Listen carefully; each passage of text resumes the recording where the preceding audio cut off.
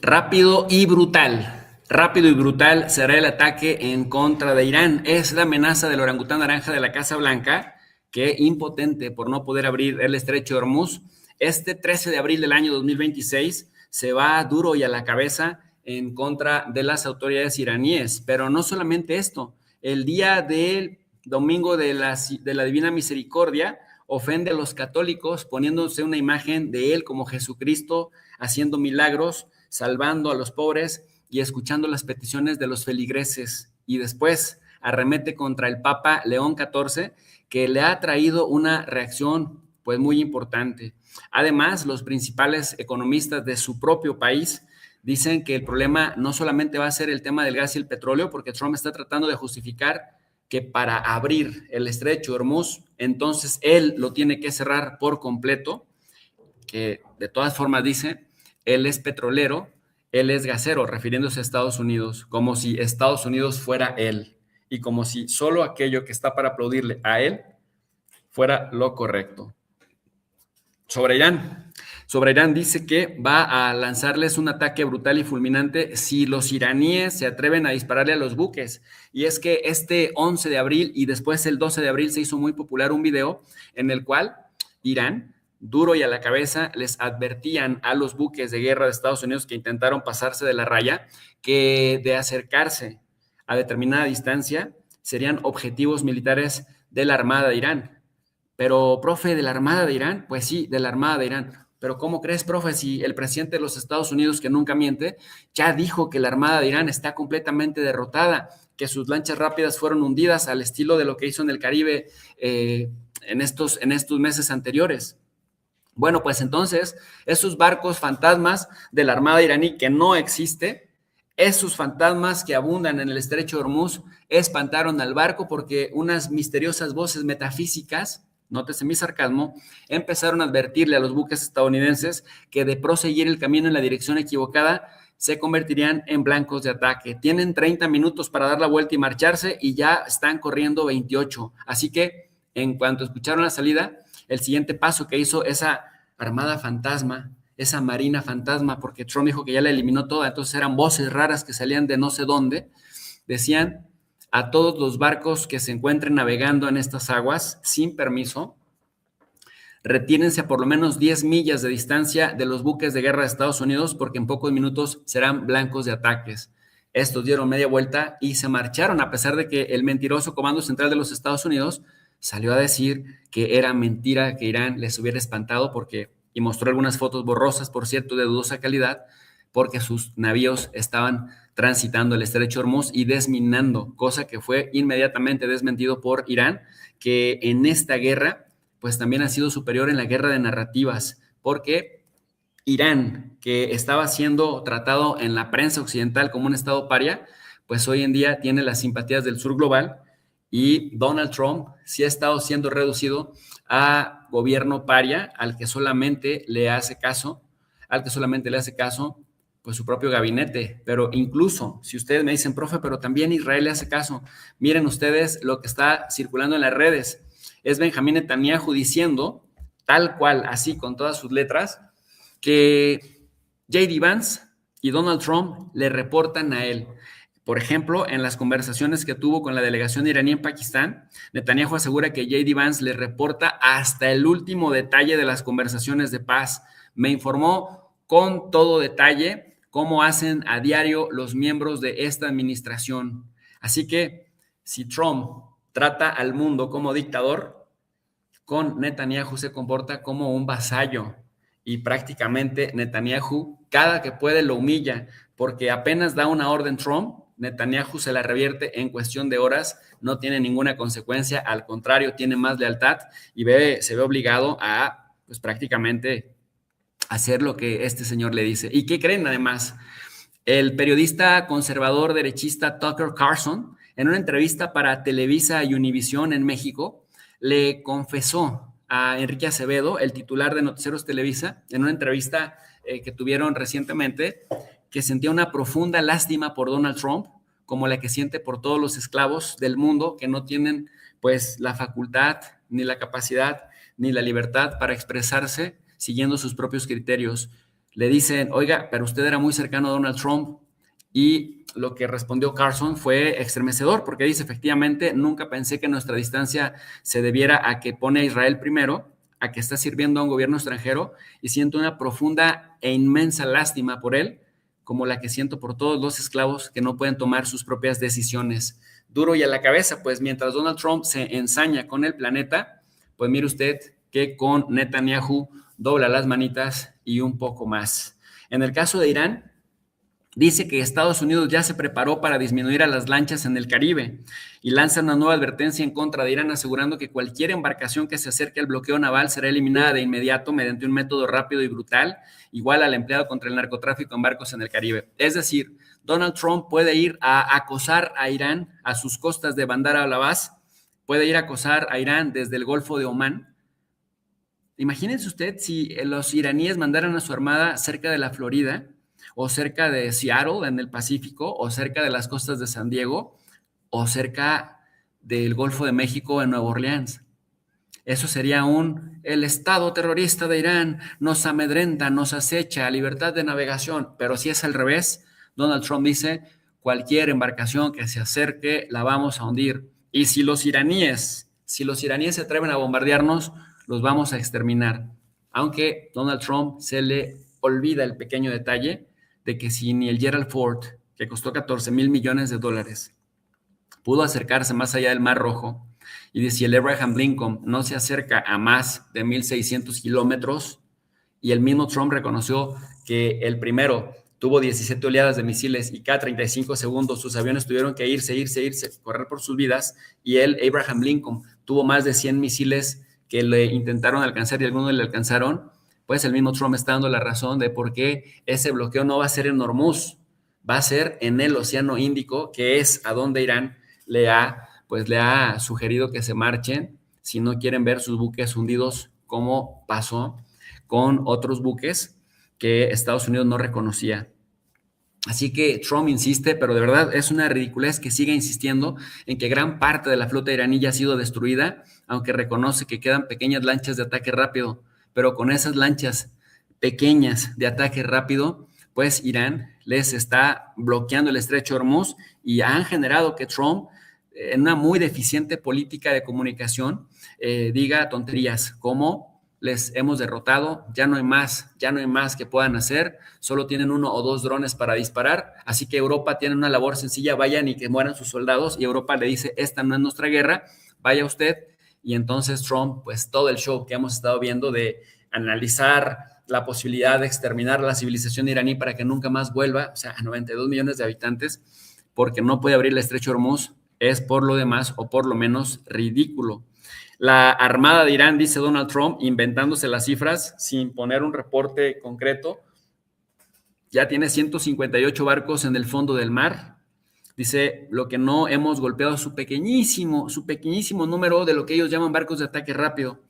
Y yo digo que esto es ridículo, porque entonces, si ni así pueden entrar, entonces es más débil el que no puede entrar que aquellos que solo tienen un pequeño número de embarcaciones. Bueno, sabíamos que estaba ganando tiempo, sabíamos que suplicaba por una tregua, suplicaba por unos diálogos de paz, pero sabíamos que los iba a boicotear porque se estaba reorganizando.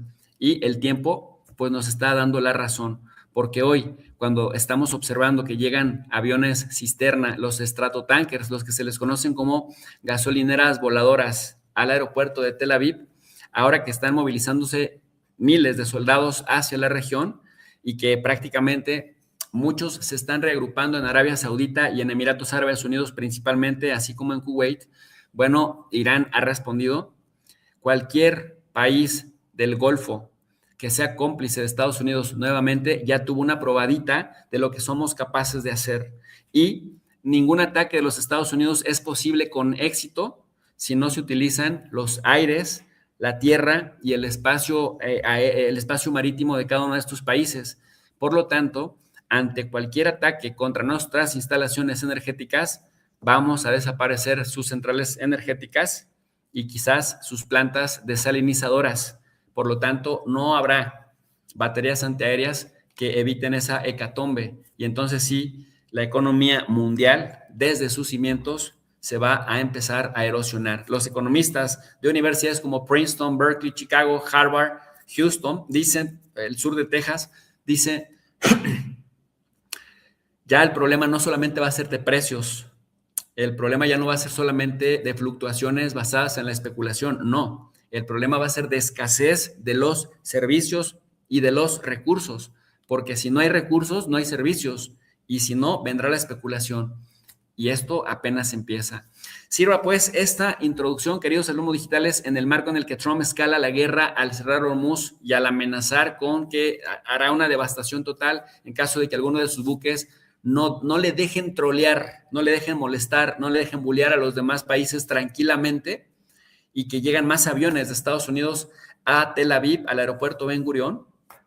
Bueno, pues parece que se viene algo grande porque los iraníes también están respondiendo. Sirva pues esta introducción para saludar al buen amigo Cristian, que se conecta directamente desde la República Dominicana para ayudarnos a entender lo que está pasando y cómo se ve esto desde el Caribe. Cristian, buenos días y bienvenido. Un placer, Jesús. ¿Cómo anda todo por ahí? Muy bien, Cristian. Cristian es titular del canal Green Politic y hace tiempo que se dedica a la generación de contenido. Y bueno, pues también está preocupado por los asuntos de política, cultura y sociedad en el Caribe y en las Américas. Cristian, ¿les ha pillado por sorpresa en el Caribe esta actividad militar que me imagino que no estaba tan acostumbrado el Caribe a ver en estas dimensiones y en estas escalas, con un Estados Unidos, por ejemplo, primero presionando a la República Dominicana para que la República Dominicana prestara sus bases en el asedio en contra de Venezuela, prácticas de disparos en diferentes países del Caribe, incluso territorio de Puerto Rico. Y ahora dice Donald Trump, toda la experiencia acumulada en el Caribe la vamos a utilizar en el estrecho de Hormuz para incendiar las lanchas rápidas. ¿Cómo se ve esta perspectiva desde por allá? Mira, un poco incómoda para ser exacto, porque lo primero que tenemos que entender es que el mundo en el que vivimos hoy, los conflictos ya no se entiende solamente viendo mapas, sino con intereses, narrativas y poder. Esta guerra que empezó en nuestro patio prácticamente, aquí en Venezuela, en el patio de nosotros en América prácticamente, él intentó como controlar las cosas antes de mover la narrativa hacia Irán, pero no se esperaba que Irán iba a estar preparado para este momento. Y es lo que lo ha agarrado medio de prevenido en todo esto. Aunque si lo vemos desde una perspectiva diferente, aquí todavía tiene asuntos que resolver. Que no ha ni siquiera, no ha mirado ni siquiera en resolver asuntos que dijo que iba a resolver, por lo cual hizo negociaciones con República Dominicana con el fin de nosotros servirle para lo que pasó en Venezuela. El tema de Haití es un tema que todavía no tiene a todo aquí en velo, República Dominicana, porque él prometió una reparación de la situación de Haití. Por eso le prestamos recursos dominicanos, espacio aéreo dominicano y todo eso para su operación en Venezuela. Pero vamos a saltar allá. Esta guerra de Irán, que no solamente deja un saldo económico impagable para Estados Unidos, que es algo que se le salió de la mano hace mucho tiempo, que una semana ya va por un mes y pico en tiempo. Le está dejando saber a la Casa Blanca que este tipo no tiene la cabeza donde debería tener.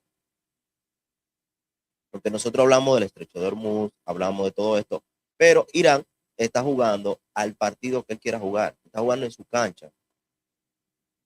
Lo único que él tiene como victoria hasta este momento es haber asesinado al jefe de la Ayatollah. Después de ahí no tiene más nada. Que yo proponía en una anterior intervención que lo más sabio era pactar el cese de esta guerra, Estados Unidos saliendo airoso, diciendo, te maté al líder de Hezbollah. Irán diciendo, yo aguanté a Estados Unidos. Esa era la mejor forma de salir de esto. Que tenemos a una China que supuestamente es un ojo visor, pero sabemos que detrás de todo esto, China tiene más que ver que el mismo Estados Unidos. Porque si tú te fijas, el 25-30% del petróleo mundial pasa por el estrecho de Hormuz, ¿verdad? Pero no le ha afectado a China, no le ha afectado a Rusia, porque si le hubiese afectado a ellos, ellos hubiesen intervenido y hubiesen también puesto buques de guerra ahí. ¿Por qué no lo han hecho? Porque no es de su interés, o sea, no le está afectando como tal. Ahora bien, con el anterior acuerdo o cese al fuego que se había armado, que Donald Trump salió airoso en todos los medios diciendo que él había logrado un cese al fuego y que unas conversaciones y que cogieron miedo. Hermano, eso es como la persona grande de un barrio, tú vienes de Latinoamérica, tú lo sabes, que todos los niños le tienen miedo, pero es por la boca, no es por lo que puede hacer. Habla mucho, hace poco. La participación de Estados Unidos en todo esto no se está dejando ver como la potencia militar que dice ser. Ok, que el apoyo económico, que todo esto, pero si tú te pones a pensar, $1.000 millones al día que le cueste a Estados Unidos permanecer ahí, ponte a pensar la cantidad de dinero que están invirtiendo. Y no Pero, solo eso, Ucrania también espera una participación económica de Estados Unidos de aquel lado, que Estados Unidos le ha quitado la ayuda, porque cómo va a mantener dos guerras que económicamente no son rentables para nadie. sí, aunque sabes qué, Cris, en este sentido, cuando hablamos de Estados Unidos como que no era la potencia que era antes, es más por los propios errores que ha cometido, en el sentido de que no ha dejado de intentar dañar con severidad. Porque mira, haciendo un recuento, no había gastado tanta artillería en otras guerras como la que se ha gastado contra Irán.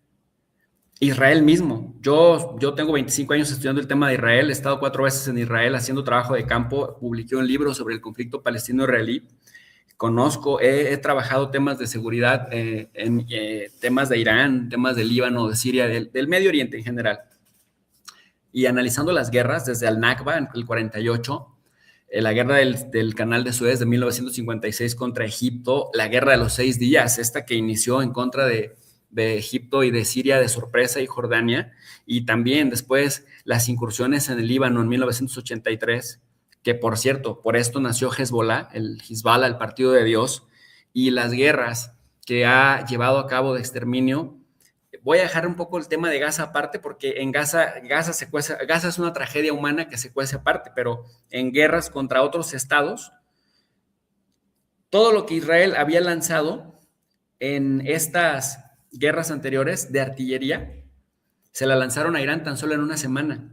Entonces, o sea, sí es cierto que se ve que hace poco en comparación a otras, pero es que Irán le cerró la brecha industrial y la brecha tecnológica.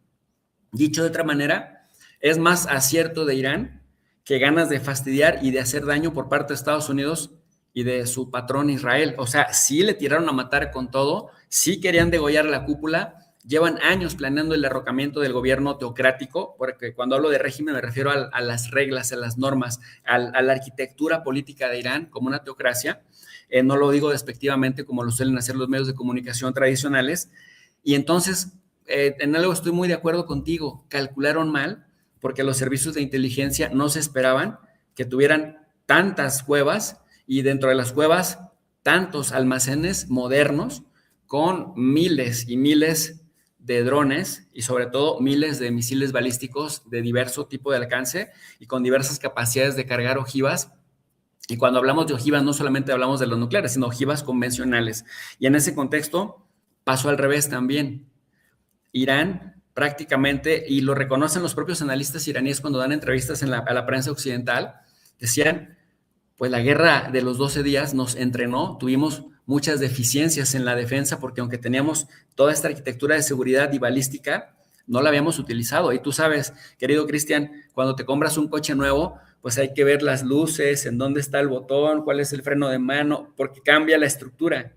Y hasta que te vas familiarizando con esa motocicleta nueva o cuando te mudas a una casa que estás rentando, hay que irle como, una cosa es tener la infraestructura y otra cosa es aprender el manejo de la misma. Entonces los iraníes reconocen que, porque les preguntan, oye, pero con Israel se vieron muy mal los 3 primeros días, les costó mucho trabajo reaccionar y en cambio ahora que es más poderosa la guerra, más destructiva, han tenido la capacidad para humillar a Estados Unidos y han tenido la capacidad para golpear también a Israel y hacer ver como que la cúpula de hierro pues es prácticamente una cúpula de fierro retorcido. Y ellos dicen, es que aprendimos la lección de los 12 días, perdóname, en junio del 25, Y ahora sí, ya habiendo probado la tecnología de lanzamiento y también una cosa muy importante, tú sabes que la capacidad que tienen ahora la visión satelital con estos drones Hermes 900 que tiene Israel, y por otro lado, el hecho de que Estados Unidos tenga los aviones MQ-9 Reaper, que ven desde una altura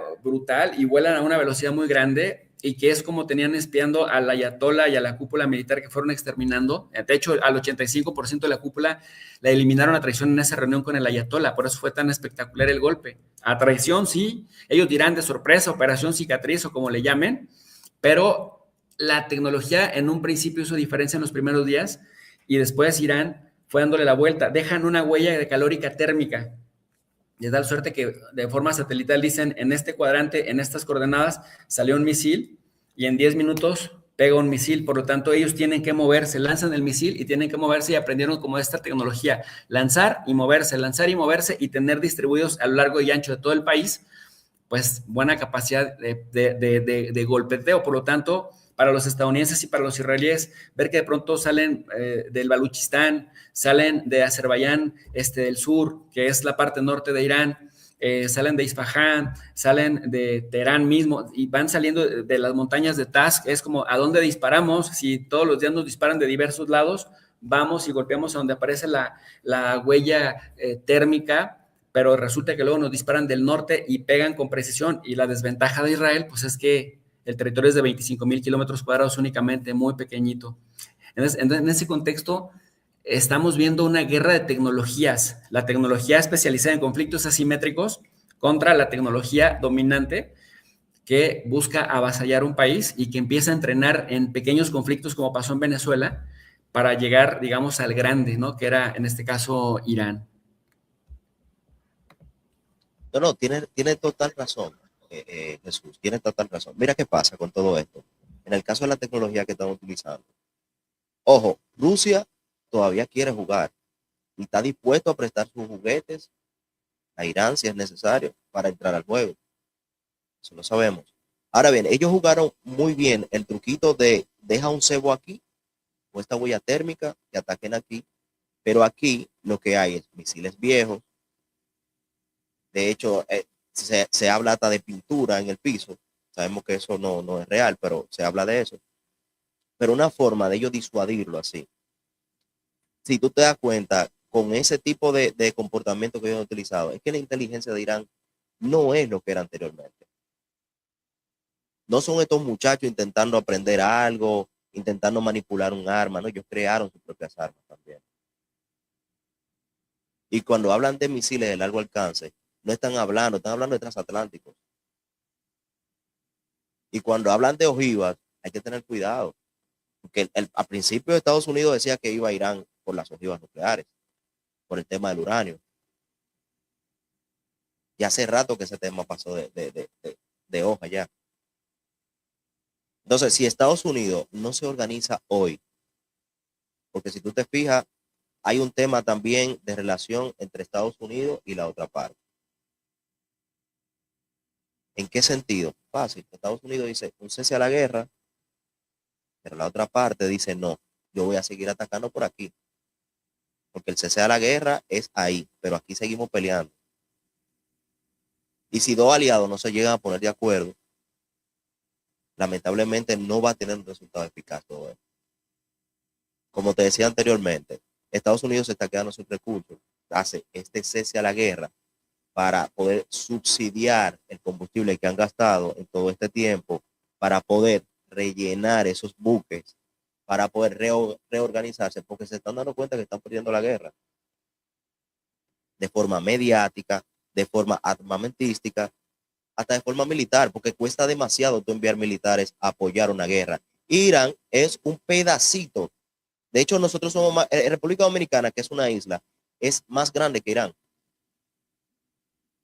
Cuando ellos juegan a esto de derriba esta marca, o Perdón, prácticamente Cris, esta huella térmica, sí, te escucho. ¿más grande en qué sentido? En sentido, no, te digo en sentido de territorio, de terreno. No, ¿cómo crees? Irán es 4 veces más grande que Ucrania. Ucrania es el país más grande geográficamente de Europa antes que Rusia. No, te digo por ejemplo, ellos tienen podemos decir el tema militar, te explico. Te explico. Mira qué pasa con todo esto. En el tema militar, en tema de los datos. Lo que hayan dejado ver, ¿verdad? Es que no tienen el poder armamentístico que han salido. ¿Me explico? Ellos te dicen a ti, vamos a pelear con drones, pero no tienen solamente drones. Ellos te permiten a ti golpearme aquí en un tablero de ajedrez. No sé si has jugado ajedrez alguna vez. Tú das a comer un peón para terminar de hacer tu jugada maestra. Y Donald Trump lo que está haciendo con todo esto es empeorando la cosa.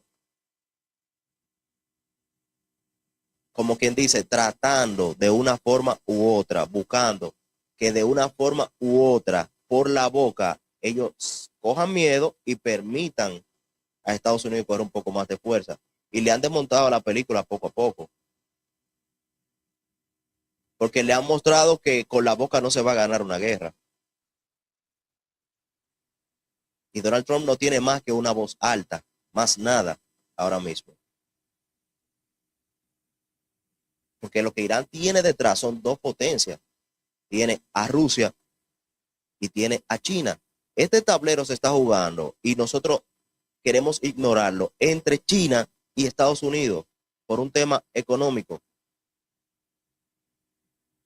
¿Por qué te lo digo? Fácil. Quieren sacar el dólar de la circulación mundial. Quieren quitarle el único, escúchalo bien, el único poder de Estados Unidos en el mundo. Es su divisa. No, olvídate de militar, no olvídate de eso. Es económico el asunto. Sí, pero no puedes olvidarte de eso, porque justamente eso es lo que está haciendo que se mantenga el dólar. De hecho, quienes están en este momento en peligro de muerte son los BRICS, porque India está jugando del lado de Estados Unidos. India está jugando del lado de Israel.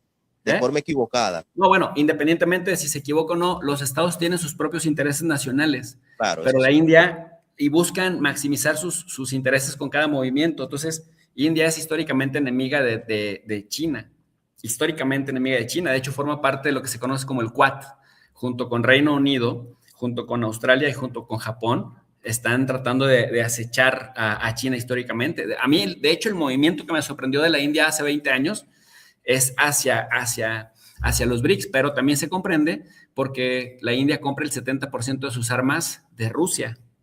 Pero el tema militar no es menor, de hecho es lo que ha hecho que Estados Unidos reconfigure después de la Segunda Guerra Mundial la arquitectura institucional que nosotros conocemos como Sistema de Naciones Unidas. Entonces, efectivamente, o sea, para ellos el dólar es esencial, pero no es lo único. Es decir, las bases militares en Europa. Lo que pasa, Jesús, discúlpame que te interrumpa, lo que pasa, Jesús, en todo esto, mira, la reserva de Estados Unidos depende de la fuerza militar. Si tú te das cuenta, la moneda dice su valor en oro. En Estados Unidos, lo que premia es su valor en armas de guerra. Por eso te venden tanto la ilusión en decirte, nosotros somos la fuerza militar más grande del planeta. Pero no significa que pueda ser que lo sea. Porque Estados Unidos allí no ha hecho más que poner presencia y echar dos personas a pelear. Ok, que tienen super soldados, que tienen... Está bien, eso te lo compro. Pero vuelvo y te reitero, el tema a todo esto es un tema económico. Mira, y eliminar del medio la fuerza que tiene ahora mismo el dólar, que se está debilitando, dicho sea de paso, es lo que premia a China en este caso. Si tú te das cuenta en los últimos 4 años, pues los últimos 20 tú lo puedes ver, la fuerza que ha tenido la moneda china. O más bien, de hecho se está hablando hasta de crear criptomonedas para comprar todo el petróleo en esa divisa o en ese valor económico. Pero ¿sabes qué? Debilitarlo de esa forma. Sí. Pero ¿sabes qué? Volvemos a estar un poco en desacuerdo, porque Estados Unidos es el país que por mucho más bases militares tiene en el planeta. Y ¿sabes qué? A diferencia de China y de Rusia, tiene armas y capacidades materiales que sí ha estado dispuesto a utilizar. Al interior de Estados Unidos, por cada 100 personas hay 120 armas. Al interior de Estados Unidos. Y al exterior de Estados Unidos, las ventas de armas de Estados Unidos representan el 42% de las exportaciones totales, de acuerdo al CIPRI, el Centro de Estudios para la Paz de Estocolmo. O sea, no solamente tiene armas poderosas y destructivas, sino lo más peligroso, la capacidad para usarlas. ¿Por qué no está luciendo tanto como en otras administraciones? Porque tienen a un presidente loco y caótico, desorganizado, que prácticamente no se preparó y que piensa, eso sí, ahí sí estoy de acuerdo contigo, que piensa que puede, con su simple voz y sus simples gritos, ganar una guerra. Tuvo la fortuna de encontrarse con Venezuela, tuvo la fortuna de encontrarse con un ejército corrupto y con un gobierno corrupto que entregó a su presidente a cambio de que no les hicieran la guerra y ganarse $50 millones, una limosna. Que perdón que te interrumpa, fue lo mismo que pasó aquí. Pero, por ejemplo, se encontraron en Irán con una filosofía chiita del martirio que están dando la vida por la posición soberanista y entonces ahí cambió el asunto. Pero lo que te digo no es cosa menor, o sea, intentaron con toda su fuerza, no con 2 soldados nada más, y con 27, con la fuerza, tecnología de 27 bases militares, más Israel, que es la potencia más beligerante y que para el récord es el país que más resoluciones de la ONU ha violado en la existencia que tiene vida, incluso más que Estados Unidos. Entonces, por eso sí es muy fuerte el reto que enfrenta Irán. O sea, por más que en América Latina muchos no simpatizamos con Estados Unidos, el hacer una evaluación justa de sus capacidades materiales nos ayuda para entender cuál es la dimensión del monstruo que nos acecha. Porque podemos decir, no, ya no sirven para nada, sus 3 soldaditos, sus bases, Irán los exhibió. No, ¿a qué cambio? ¿A qué costo? ¿Y a qué precio? Cuando te digo eso, lo que pasa es que es un tablero de jugadores grandes. Y hay que entender algo, cuando las guerras empiezan, no es cuando empiezan a sonar las balas, es cuando se tocan conflictos económicos. Cuando la parte económica se lacera, ahí es que empiezan las guerras. No cuando se escuchan las balas. Te reitero, Irán no está peleando solo. Ante los titulares sí, pero Irán no está peleando solo. Hay que olvidarse de eso. Por más que nosotros veamos que quieren pintar a Irán como el malo, y es verdad, obviamente en Latinoamérica hay muchísimo, bueno, de su mayoría, ¿cómo te digo? No pasamos al hombre naranja. Pero el tema de Irán como tal, hay que entenderlo, es un tema económico. Ellos se prepararon y los prepararon para eso. Cuando te digo los prepararon, fueron otras grandes cabezas de la región, en este caso China. Porque el conflicto nunca va a ser Estados Unidos-China. Claro que no. El único que se le fue la cabeza de meterse él fue al loco de Trump. A más nadie. O sea, si tú te das cuenta, Xi Jinping dice ese conflicto, nosotros solamente somos un ojo visor. Pero ¿quién logró el acuerdo de la paz? El acuerdo de cese al fuego. No fue Irán. Y quedó expuesto porque Donald Trump salió a hablar de que si no hacían esto, yo iba, hermano, con la boca no se gana una guerra. Yo sostengo eso. Y Rusia viene y te dice más detrás, yo también quiero entrar a jugar. Y es verdad que tiene mucho lastre. De hecho, perdieron ayer en las pasadas elecciones una fuerza que tenían ahí en Hungría, me parece. Pero hermano, el tema aquí es Estados Unidos versus grandes potencias. Por eso te digo, Estados Unidos, si esas 3 potencias, vamos a poner Irán como una potencia, porque ha demostrado pararse al frente a una de las grandes potencias del mundo, históricamente hablando, tanto de fuerza militar como económica. Si China entra al juego, que lo está haciendo de a poco con la retórica, con sus movimientos, lo que está haciendo, el apoyo que está dando, porque aunque no salgan los titulares, tú y yo sabemos que Irán no le va a aguantar una guerra de 30 días a Estados Unidos directamente. Claro que no. No, ¿sabes qué? No estoy de acuerdo tampoco. Irán Cuéntame. es Islam político. ¿Qué es Islam político? El Islam político es el caso paradigmático en el mundo islámico de posicionar la teocracia por encima del sistema político. Y es la aspiración de la creación de repúblicas islámicas como la que se intentó en Argelia con el Frente de Salvación Islámica en los años 90, la que ha intentado el Hezbollah, la que ha intentado el Hamas, la que ha intentado Ansarullah y la que ha intentado Hezbollah Kataib en Irak. No se ha logrado porque hay fuerzas reaccionarias en Europa hasta este momento que lo han impedido, pero que no han tenido el camino suave. Mira, estos grupos se inspiran en lo que se conoce como la salafilla. La salafilla es estos movimientos del siglo XVIII y del siglo XIX en el Medio Oriente que se organizaran en guerras de guerrillas para expulsar a los occidentales, a los imperios franceses, al imperio británico, ya después cuando llega a Estados Unidos, y muchos de estos combatieron contra el imperio otomano y ayudaron a desmembrarlo, un imperio otomano que ya llevaba 600 años reinando, con la promesa de que tendrían sus propias repúblicas islámicas. Una de ellas con sede en Damasco, otras con sede en Sudán, otras con sede también en el Cairo. Pero Irán fue el único que resistió. Es decir, mientras el fulgor salafista se acabó en Egipto, se acabó en Libia, se redujo en Túnez, y por cierto, pues también finalmente en Turquía, con Ataturk, terminaron por hacerse laicos, por separar iglesia-estado. Cuando los iraníes regresaron después del golpe de Estado en 1953, me parece, con Mossadegh, llega el Shah, y el Shah se comporta como Javier Milei, pues. Esto de Javier Milei no es, o como Daniel Noboa, o como Luis Abinader. Sí, sabemos que es replicado, no es nuevo. O como Luis Abinader, ¿no? Que se comportan muy subordinados con Estados Unidos.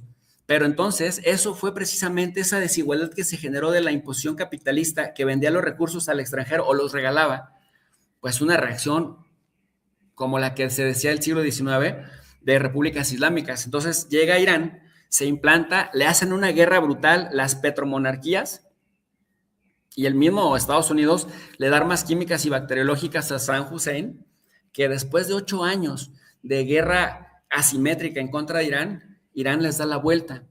Usan armas químicas en contra de Irán. Y cuando Saddam Hussein se vuelve loco, queriéndole cobrar a las petromonarquías $200,000 millones, es cuando lo empiezan a dar cuello. Por eso tampoco es casual que hoy en día Irán esté atacando las petromonarquías. Ahí hay deudas pendientes, pero a lo que quiero llegar es, Irán no es un juguetito, y me parece que es un error, no quiero decir tuyo, en general de los analistas. No, porque es el tema de manejar la retórica. Pero que solo ven el juego, sí, permíteme, nada más, que solo ven el juego de Rusia, gran potencia, que no lo está demostrando en Ucrania, China, gran potencia, que ha sido tímida, ciertamente ayuda, pero no ayuda con toda la fuerza y la capacidad que tendría. Y entonces Irán es manejado por Irán manejado por China y manejado por Rusia, cuando Irán es centro neurálgico del comercio, Irán es cultura, Irán es islam político y también es memoria histórica imperial. Por esto, cuando tú ves, querido Cristian, la preparación de la élite iraní a la que quieren reducir a fundamentalistas religiosos, pues se van de espaldas, porque se van con la idea de que Irán es un titerillo, como algunos gobiernos en nuestra América Latina, o en África, o en el mismo Asia, o en la misma Europa, y de pronto dicen, oye, pues puros PhD, puros doctores están al frente de las Fuerzas Armadas, al frente del sistema balístico. Incluso yo creo que si hacemos una revisión, porque no sé si has visto que hay estudios de coeficiente intelectual social, los iraníes están en cuarto lugar. Altísimo. Después de China, Japón y Corea, siguen los iraníes, mientras Estados Unidos está en el 30. Pero si hacemos un estudio de grados académicos y de coeficiente intelectual de las élites gobernantes, Estados Unidos versus Irán, pues mira, nada más en la negociación en Pakistán, hermano, puros doctores, y por otro lado, J.D. Vance, el yerno de Trump y el amigo de Trump. Esas eran sus credenciales académicas. Entonces, cuidado cuando veamos a Irán como un titerillo de los demás, porque no entenderíamos lo que está pasando en la región. No, verlo desde ese punto de vista es así. De hecho, te hablé de 3 potencias. Lo incluía a ellos como tal. Pero delante de Rusia, delante de China, Irán queda de ver. Eso es lógico. Obviamente. ¿Pero por qué queda de ver? No, porque no mueve, ¿cómo te explico? No tiene quizá el fuerte económico que tiene China. Es verdad es verdad que ellos manejan la economía mundial prácticamente por el tema del petróleo. Mira, que tiene el estrecho de Hormuz. Pero me das pie para volver a comentar algo, una analogía muy cariñosa. Dale. Por ejemplo, es como si dijéramos que Cuba tiene a su sociedad pobre y atrasada porque el socialismo, ¿no? Como dicen los derechistas de México y los ignorantes de Estados Unidos. Oye, pero si tienen 67 años de asedio, con un embargo primero y después un bloqueo brutal que no les dejan pasar ni medicina, ni comida, ni energía, y ves que cuando tú analizas, por ejemplo, el índice de alfabetismo, de tasa de alfabetización de Cuba versus República Dominicana, versus No, no, Haití, versus nosotros, República Jamaica, Dominicana, siempre está en el tema de educación por el suelo. pero en temas de seguridad, Sí. en temas de crecimiento económico, en temas de estabilidad social, y comparo con otros caribeños para que metodológicamente sea comparable. Entonces, lo que quiero llegar aquí es que a pesar de que es el único país mega sancionado, mega maltratado, mega lastimado, está con los mejores indicadores en el Caribe. No está, no es más. Y además, por ejemplo, en los Juegos Olímpicos, en los deportes, es el país más destacado después de Brasil, incluso sobre México y sobre Argentina, que debería ser, y sobre Colombia. Pero tiene una particularidad, una particular variable que nos indica por qué no crece más. Si con este ejemplo vamos otra vez al Medio Oriente, Irán está sancionado brutalmente y cercado brutalmente desde el 47, espiado, ultrajado, de vez en cuando recibe ataques en universidades, en centros de investigación. O sea, si los gringos verdaderamente jugaran limpio y no sancionaran y no pusieran sanciones a los países, yo creo que no le verían el polvo en el Caribe, no le verían el polvo a Cuba y no le verían el polvo a Irán, o por lo menos estarían, pero la marrullería detrás, las sanciones detrás y luego la complicidad del entorno de subordinados, en este caso Europa y Asia. Mira Japón, qué lamentable posicionamiento, siempre los vemos como muy honorables, que también fueron imperio, también fueron revolucionarios intelectualmente y ahora subordinados completamente a Estados Unidos. Mira el caso de Corea, les quitan sus baterías antiaéreas después de que les dijeron que Corea del Norte los iba a acabar y no dejan de besarle los pies a Donald Trump. Y mira a Europa, apenas se están revelando con el tema del estrecho de Hormuz, pero porque de plano la humillación fue brutal y el hecho de que dijeran, bueno, vengan y ustedes pongan los muertos, es como de, y hay gobiernos impopulares, pero a Irán le tienen un bullying de hace 47 años. Entonces, si a pesar de eso, Cristian, tú nomás dime qué país, objetivamente, ¿qué país podría resistir el acecho de sanciones tremendas y darle el baile que le ha puesto a Estados Unidos y a Israel? Porque nos dice mucha gente, ay, sí, pero ya eliminaron el 85% de la cúpula. Sí, pero Estados Unidos perdió 17 bases militares, que no van a ser $1,000,000,000 al día. Eso se va a traducir en por lo menos $500,000,000,000 de pérdidas. Muy difícilmente le va a revertir eso, ¿no? Ese es el caso de decir, no hay que minimizar a Irán porque no es porque Irán haya dejado de hacer cosas, es porque a pesar de las condiciones y las adversidades que le impusieron, está ahí, ganándose ese lugar. Y dice Robert A. Pape, profesor de la Universidad de Chicago, ahora lo voy a considerar un cuarto poder mundial porque no se explica la estabilidad comercial a nivel internacional sin la colaboración de Irán. Te lo dejo pues como dato. No, no, y te doy la razón, te doy la razón. Ahora bien, como te lo pinté, pues de tres potencias, puse Irán. Que quede claro, puse Irán. Pero bueno, a lo que iba con todo esto es que tú unir esas tres potencias, honestamente, Estados Unidos no tendría cómo sacar la cabeza en todo esto. Pero eso está claro, o sea, hay que ver quién gana con todo esto cuando no se entienda lo que está pasando realmente en el fondo. Porque es un tema, vuelvo y te reitero, económico. No va a más de ahí. Es un tema de debilitación de una moneda. Por eso te dije, el tema de las divisas en este punto está jugando un papel fundamental por el tema de que China, su moneda como tal, o cualquier moneda en paralelo que hayan creado, no vamos a hablar de los BRICS porque ha sido, pero te voy a hablar de eso porque es que eso le daría ganar la guerra económica a China. Que Estados Unidos se vuelva loco invirtiendo todo este dinero, desestabiliza a Estados Unidos para abrirse otro frente. Estados Unidos hoy en día no puede abrirse otro frente con nadie más. No puede crear otro conflicto. Ellos han jugado aquí en Latinoamérica un jueguito de pongo aquí, quito allí, pongo aquí, quito allí. Pero hay que entender realmente a fondo lo que ha sucedido. Y esta última semana nos ha demostrado a todos, no solamente a nosotros los latinoamericanos, que Donald Trump no tiene esa seguridad que dice tener. De hecho, hablando de tanto de la familia, hablando tanto del respeto y de la iglesia, mira lo que hizo con el Papa. Mira lo que hizo con Cristo, con Dios, que para nosotros en Latinoamérica es algo que es intocable prácticamente. El tema de la Biblia, el tema del cristianismo y todo eso. O sea, ¿en qué cabeza cabe tú abrirte ahora un frente con la iglesia? ser súper conflictivo con... Bueno, mira, tenemos ese tuit ahí que me gustaría que tú le expliques. Sí, esto que dices es muy interesante porque esto te habla de la ignorancia y la arrogancia, ¿no? Es decir, cómo la ignorancia convertida en arrogancia se convierte en soberbia disasociada de la Ojo, ojo, realidad. ojo, Jesús, ojo. Por ejemplo, con todo el tema de acuerdos que tenemos en Latinoamérica, si mañana Estados Unidos necesita fuerza humana para ir a combatir cualquier guerra, cualquier cosa, no puede contar con nosotros, porque Bueno, somos pueblos cristianos y la lo dudo. iglesia es un poder en Latinoamérica y tú lo sabes. Sí, Cristian, pero no hay que ser tan deterministas, porque mira, Va a pasar, yo nada va más a te lo pongo pasar. así. No, no. ¿Tú crees que Javier Milei no se va a arrastrar a tal punto de Se está mandar arrastrando apoyo? desde ya, viejo. ¿Tú crees que Daniel Noboa no? Entonces, ¿por qué me dices que no? Que nadie lo va a hacer en América Latina. Hay que hacer matices importantes y los matices está en cuáles simpatizan con Donald Trump. La buena noticia es que perdió Orban ayer. Y la buena noticia es que están perdiendo los congresistas en Estados Unidos a los que Trump está apoyando. La buena noticia es que la soberbia de Trump está haciendo que sus más cercanos aliados se vayan secando poco a poco, pero de eso a que Debilitando. me digas, ningún país apoyaría a Estados Unidos, pues mira nada más Novoa, Costa Rica, No, no, el mismo o sea, República es una Dominicana. exageración en decirte ningún. O sea, No, es no, una pero no hay que exageración. exagerar, no hay que exagerar, hay que matizar porque los matices son los que nos dan más apego a la realidad. Sí, sí, Ahora, claro.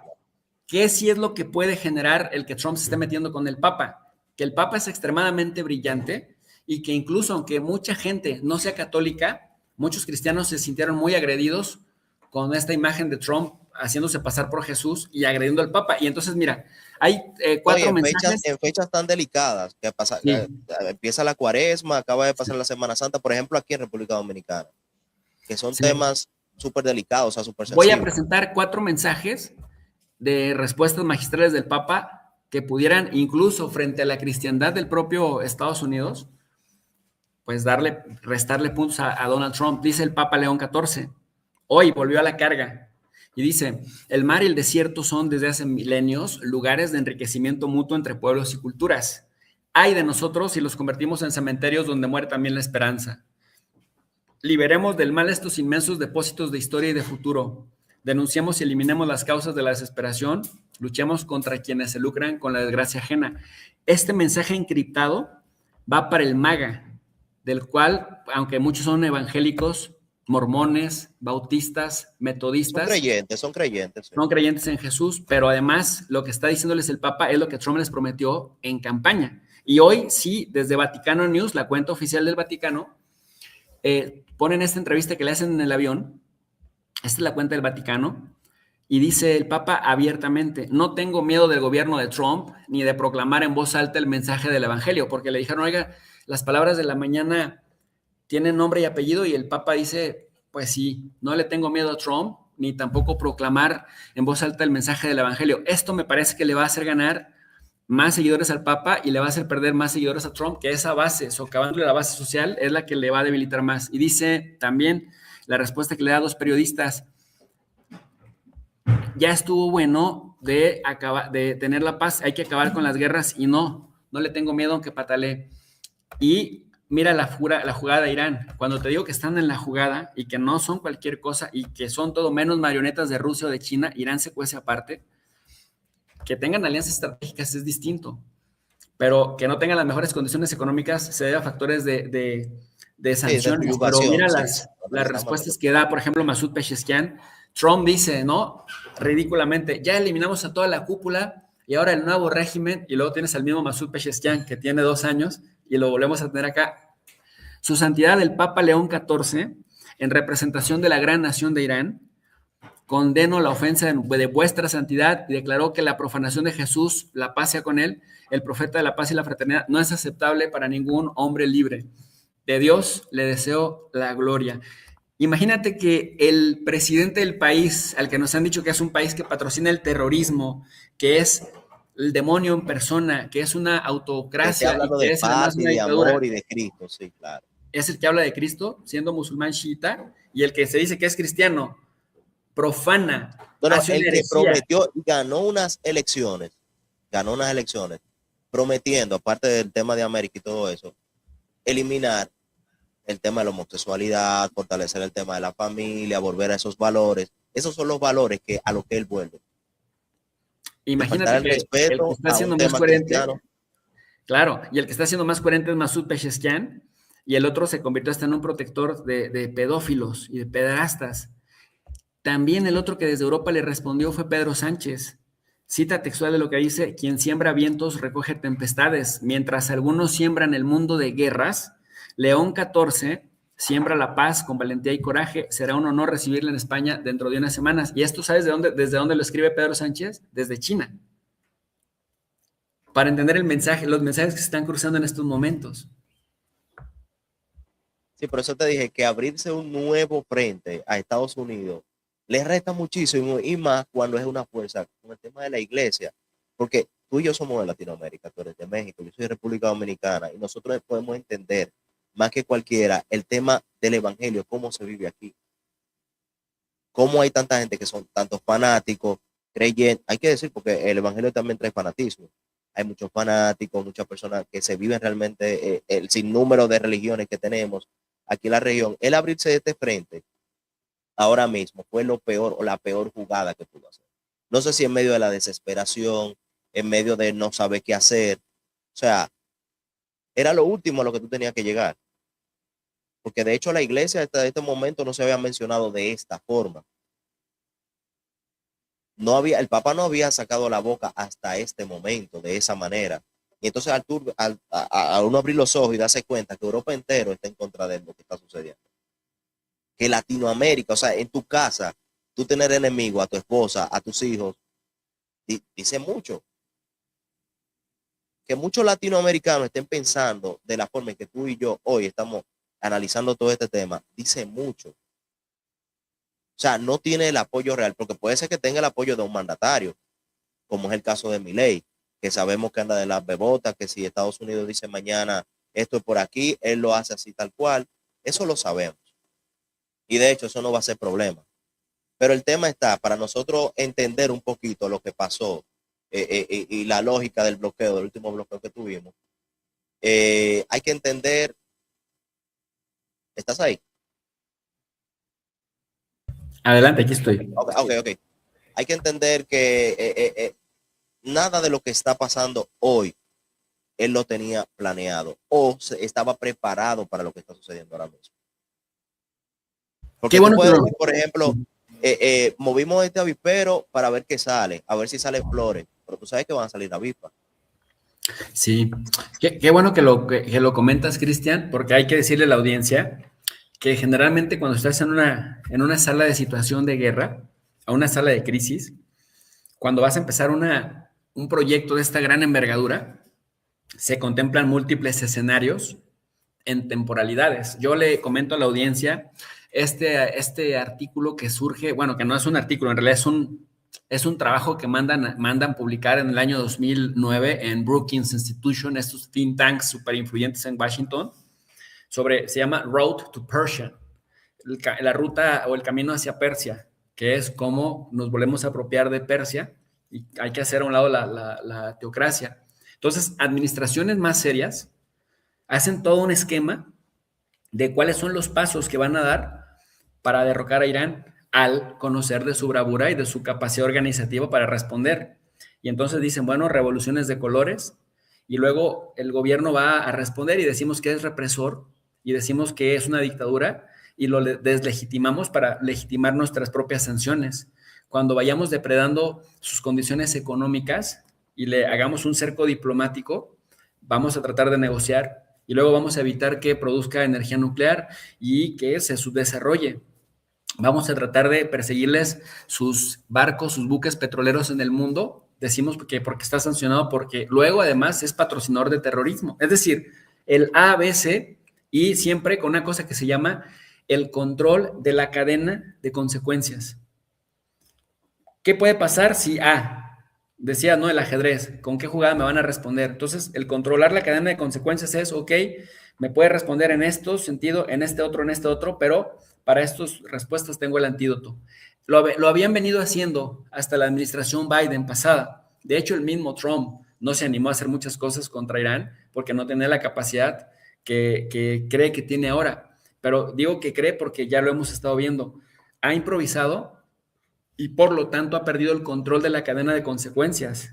Lo ha perdido militarmente, lo ha perdido políticamente porque prácticamente ni México, ni Canadá, ni Europa, ni Japón, ni Corea, ni China, o sea, ni amigos ni enemigos se han querido sumar a potenciar su proyecto. Y tres, porque el tema de cerrar Hormuz es un tema relacionado con escasez de productos. Tú y yo podemos comerciar con un teléfono y decir, te lo vendo a 200, tú me dices, no, yo te pago 100 y después el siguiente mes el teléfono se cotiza y ya no te lo vendo en 200, se lo vendo en 300 y dices, bueno, te pago los 300 y luego te digo, no, ahora me lo pagas en 400 y especulas si está el producto. Pero el problema de la escasez es que ya no va a haber producto. Entonces, lo que hay en los almacenes de petróleo, de gas, de fertilizantes, de helio, de aluminio, de plásticos, eso es lo que me parece que va a poner en jaque y eso es el perder el control de la cadena de consecuencias que no necesariamente se va a ver relacionado con la capacidad militar que tenga Estados Unidos. Y algo que dices muy importante, Cristian, recordarle a la audiencia, hace tiempo vengo trabajando con la reflexión que se conoce como la paradoja o la trampa de Tucídides. Tucídides, pues este gran pensador que analiza la guerra del Peloponeso y que Graham Allison, este experto en relaciones internacionales de Estados Unidos, que también es experto en modelos de política exterior, Graham Allison retrae este libro de la trampa de Tucídides para hablar precisamente de la probabilidad de una guerra cuando una potencia emergente, en este caso China, amenaza con desplazar la hegemonía de la potencia en decadencia, lo que pasaba también con Atenas. Este historiador griego hablaba de 16 casos históricos, de los cuales 12 terminaron en conflicto. Y básicamente, Graham Allison de Harvard dice en 2015, bueno, esto que está pasando entre China, que va creciendo, que va dominando el comercio, y este Estados Unidos que va cayendo, pues va a compararse quizás con la guerra del Peloponeso entre Atenas y Esparta. Entonces, en esta dinámica estructural, no es la acción de una sola nación, sino el impacto destructivo para Estados Unidos, en este caso, que el ascenso de China le puede traer. Y por eso es que China, y lo han dicho en sus redes sociales, el Ministerio del Exterior, lo han dicho diversos voceros, China, hasta que verdaderamente sienta que está en condiciones de ganar una guerra, no se va a arriesgar antes, aunque mucha gente pierde la paciencia porque luego en América Latina, en el occidente en general, hacemos cosas por likes, cosas por reproducciones, cosas por vistas, por el algoritmo, etcétera, etcétera. Los chinos, como los iraníes, no están haciendo una guerra por los likes, como sí le está haciendo Trump, que le urge una victoria para noviembre. No andan detrás de migajas digitales. Exactamente. Por ahí va la circunstancia. Pero sí, te escucho. Irán no es un jugador menor y ahí es donde se equivocaron. Sabes que yo me he dado cuenta, no sé si pasa ahí en República Dominicana, aquí en México, tenemos un montón de tarados, de verdad tarados, desconectados de la realidad, que hacen diagnósticos basados en escenarios imaginarios y luego ves que la derecha mexicana ahorita en este momento está reducida electoralmente, está caricaturizada, es una caricatura electoral, pero luego los ves y no salen del error. Construyen escenarios a partir de fuentes imaginarias, con datos imaginarios, con encuestas que les dan por ganadores a personajes por los que no votarían ni su familia.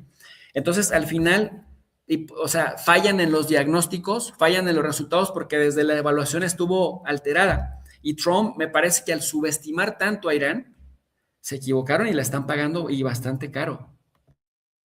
Entonces, Jesús, mirando este panorama que hemos analizado, ¿qué sigue para Donald Trump? ¿Qué sigue a partir de ahora, según tu punto de vista? Yo creo, querido Cristian, que Trump está en una gran encrucijada porque, como dijo Tucker Carlson, le siente lástima porque lo ve como un esclavo de Israel y como un personaje que quisiera salirse de la guerra, que quisiera dejarlo todo porque ya vio entre su soberbia, cuando le muestran datos reales. Primero creo que se rodeó de un círculo que le dice sí, presidente, a todo lo que Trump, a todas las elucubraciones desasociadas de la realidad y con este problema que muchos médicos han detectado de que tiene síntomas de demencia frontotemporal. O sea, ya el hecho de que decimos que está loco o iracundo o que tiene bipolaridad no es solamente adjetivos, sino científicamente. Cada vez hay más médicos, 121 médicos firmaron el otro día una petición para que lo vuelvan a examinar de sus facultades mentales, porque se habla de que esos síntomas que trae son de demencia frontotemporal como su papá. que además es hereditaria. Esto en lo personal. Pero luego tienes gente que sí le enseña los datos, con la que luego se ha preferido pelear, que le dice, oye, las proyecciones de tu popularidad son que vas a perder y por paliza. Y al perder por paliza, me parece que tienes que, pues, hacer algo para que el Partido Republicano no se desmorone en las elecciones. Y Trump dice, no me importa el Partido Republicano. ¿Sabes hasta cuándo le importa el Partido Republicano? Hasta cuando le dicen, oiga, presidente, pero es que si no le importa el Partido Republicano, le van a hacer juicio político. Si perdemos en la Cámara de Representantes por 10 o 20, no pasa nada. Pero si perdemos en el Senado por 10 o 20, en la Cámara de Representantes, para un juicio político, Cristian, lo que se requiere nada más, es mayoría simple para que se apruebe el inicio de un juicio político. Los republicanos van a perder la Cámara. El tema, el gran reto, la gran disputa es el Senado. Si en el Senado los demócratas logran juntar 70 congresistas, pone que ganen 60 y que puedan convencer a otros 10 republicanos, le van a hacer juicio político y lo van a tumbar, y ya sin el fuero, ya está condenado por 34 delitos que hasta este momento no se los aplicaron porque es presidente. Pero si le hacen juicio político y le agregan, ¿no?, los vendavales de las denuncias de Epstein, porque es el que más aparece en estos archivos, y además le cargan los muertitos de Gaza, los muertitos de Venezuela, los muertitos de Irán, me parece que este señor no, y ahí es donde ya se preocupa y empieza a dar, dicen, escapes con pasos al frente, atacando de frente. Pero a pesar de estos ataques, mira los indicadores que tiene. YouGov, Ipsos, Gallup, dicen el tipo solo tiene 37%. ¿Sabes a qué datos se parecen? A los de Jimmy Carter y a los de Joe Biden. Y ni Jimmy Carter ni Joe Biden lograron reelegirse con esto, lo que significa que va a perder abrumadoramente con estos números. Si se mantienen así estos números, va a perder las elecciones, y si se descuida el Senado, en el Senado incluso propios republicanos, si ven que les va muy mal, podrían sumarse a reivindicarse y a cortarle la cabeza. O sea, no tiene un panorama, digamos, halagüeño. No tiene un panorama alentador todo esto. Pero profesor, si nosotros nos pusiéramos a analizar estos 40 días de guerra, ¿quién para ti sería el ganador en este tiempo? ¿Quién está ganando la guerra exactamente? De mi parte, yo opino que Irán, por el tema que habíamos conversado anteriormente, pero quiero escucharlo de usted. Mira, si lo separamos en el plano individual, para luego transmutarlo al plano estructural, en un principio y en el corto plazo, está ganando la familia Trump, porque están ganando contratos millonarios de venta de drones, compraron acciones, aprovechando que tienen acceso a información delicada, a secretos de Estado. Y mira el escándalo en el que está metido Pete Hegseth. Seguramente has escuchado que también le quieren hacer impeachment, también le quieren hacer juicio político. La razón es que Pete Hegseth, desde un mes y medio atrás, desde noviembre 2025, empezó a pedirle a su broker y a su red de brokers que compraran acciones de la industria militar, así, a lo loco, desesperadamente. Y al comprar acciones militares, pues si no hay guerra, las acciones se mantienen en un valor. Pero si las compras y luego hay guerra, el valor de esas acciones va a subir, y algo que compraste, voy a inventar un número, en $1,000, si hay guerra en ese sector, las puedes vender en $50,000. Y si no solamente compraste una o dos acciones, sino compraste miles de acciones, te hiciste millonario en 2 meses con esa jugada. ¿En dónde está el problema? En el conflicto de interés, porque tú como secretario de guerra o el secretario de defensa, que es el nombre legal, tuviste acceso a información privilegiada, manipulaste los mercados y posteriormente indujiste a que pasara un factor que impacta a los mercados del que te favoreciste con esa información a la que tuviste acceso. Entonces, de manera, en el corto plazo, Marco Rubio se empodera porque de que le vaya bien o mal en Irán, lo va a intentar con Cuba, que es el verdadero meollo para Marco Rubio. Ya se salió con la suya en Venezuela, ahora se quiere salir con la suya en Cuba, y honestamente creo que en México van a intentar algo también con México. Antes de que se vaya, van a intentar algo con México. Seguramente no nos vamos a quedar sin bombardeos en lugares estratégicos. Acá pasó algo muy, muy feo en finales de febrero, en principios de febrero, en finales de febrero del 2026, asesinaron a un capo de la droga, al Mencho, en una ciudad que se llama Tapalpa. ¿El problema cuál es? El problema es que hicieron una especie de ataque al estilo de lo que Estados Unidos hizo con el Ayatollah, sin avisarle a nadie, sin decir a Guabá, llegaron, bombardearon, pam, pam, pam, pam, pam, y luego los narcos con el poder de ocupación territorial que tienen, bloquearon 15 estados de la República, son 32, y México tiene 136 millones de habitantes, nada más para que entendamos la lógica de la logística. Y cerraron cruceros, quemaron carros, no atentaron contra la gente directamente, pero a mucha gente le quitaron sus coches y quemaron los coches, hicieron zanjas para que las carreteras no se pudiera mover nadie. Lo que hizo la Fuerza Aérea, pues fue a este cuate lo levantaron, se lo llevaron en helicóptero y luego en un avión a la Ciudad de México y se acabó. Pero el bloqueo quedó 3 días. Rápido afectó las cadenas de suministros y rápido se desabastecieron supermercados, etcétera, etcétera, en 15 estados de la República. O sea, por lo menos 50 o 60 millones de seres humanos en 3, 4 días en México quedamos paralizados. Y luego el Estado ya no se hizo cargo de todas estas consecuencias, ¿no? Por ejemplo, ese lugar, Tapalpa, que es un pueblo mágico de México, es bosque. Es la Sierra Madre Occidental, a 2.500 metros sobre el nivel del mar, bosques, pino, cascadas. Es un paraíso el pueblo, Tapalpa. Luego, el Mencho no era de ahí, era de Michoacán y avecindado en un estado, en una serranía de Jalisco, pero como a 5 o 6 horas de Tapalpa. Pero el nombre de Tapalpa ya quedó vinculado a lo que pasó ahí. Y el turismo, y el 90% de la gente de ese pueblo vive del turismo. El turismo se desapareció 1 mes y medio, 2, y el turismo jamás volvió y la gente se quedó colapsada económicamente, porque además es un pueblo que recibe 50, 60 mil turistas al año. Entonces, ¿por qué comento todo esto? Este mini desastre de un día, ¿sabes en qué se tradujo, Cris? En que el martes, esto pasó en domingo, a las 6 de la mañana y hasta como las 12 del día. El martes vino el discurso del Estado de la Unión y Trump dijo, aunque fue México, aunque fueron soldados mexicanos y aunque la presidenta dijo que no dio la orden de que asesinaran al capo ese, dijo Trump, nosotros eliminamos al capo. Entonces, en mi currículum, ya secuestró a un presidente narcotraficante en Venezuela y ya asesinamos al capo más poderoso de México de los últimos 15 años. El policía del mundo, sí. Claro, entonces cuando dices, o sea que por ahí va la presión de Trump. Y la respuesta de la presidenta mexicana fue, para que no se tengan que meter ellos, lo hacemos nosotros. El problema es que Trump ha demostrado que es un megalómano, que no se conforma con nada. Si te pide 10 y tú le das 10, te va a pedir 15 y te va a decir que es insuficiente y te va a pedir 20. Entonces, nunca tiene un límite. Ese límite lo está encontrando en Irán. Entonces, el tema es, para nuestra América Latina, tiene 3 países en mente. Cuba, en primer lugar, el otro era Colombia, pero parece que Petro pudo sortear el aire que estaba ocurriendo allá, pero definitivamente de que quiere hacer algo con México, porque además, paradójicamente, la base del MAGA, que se opone a que Trump haga la guerra en Irán, odia a México con toda el alma y parece que todos los migrantes de habla hispana fueran mexicanos. De hecho, la administración pasada, no sé si por ahí se hizo muy famoso esta frase de Trump icónica, de que odiaba a los mexicanos, pero sus mexicanos menos favoritos eran los puertorriqueños, los colombianos y los mexicanos. O sea, todos son mexicanos, pues, porque hablan español. Sí, sí, sí, él encierra todo prácticamente en México. Bueno, y volviendo al plan, para hablar un poquito de multipolaridad, China presentó un plan de 5 puntos junto a Pakistán.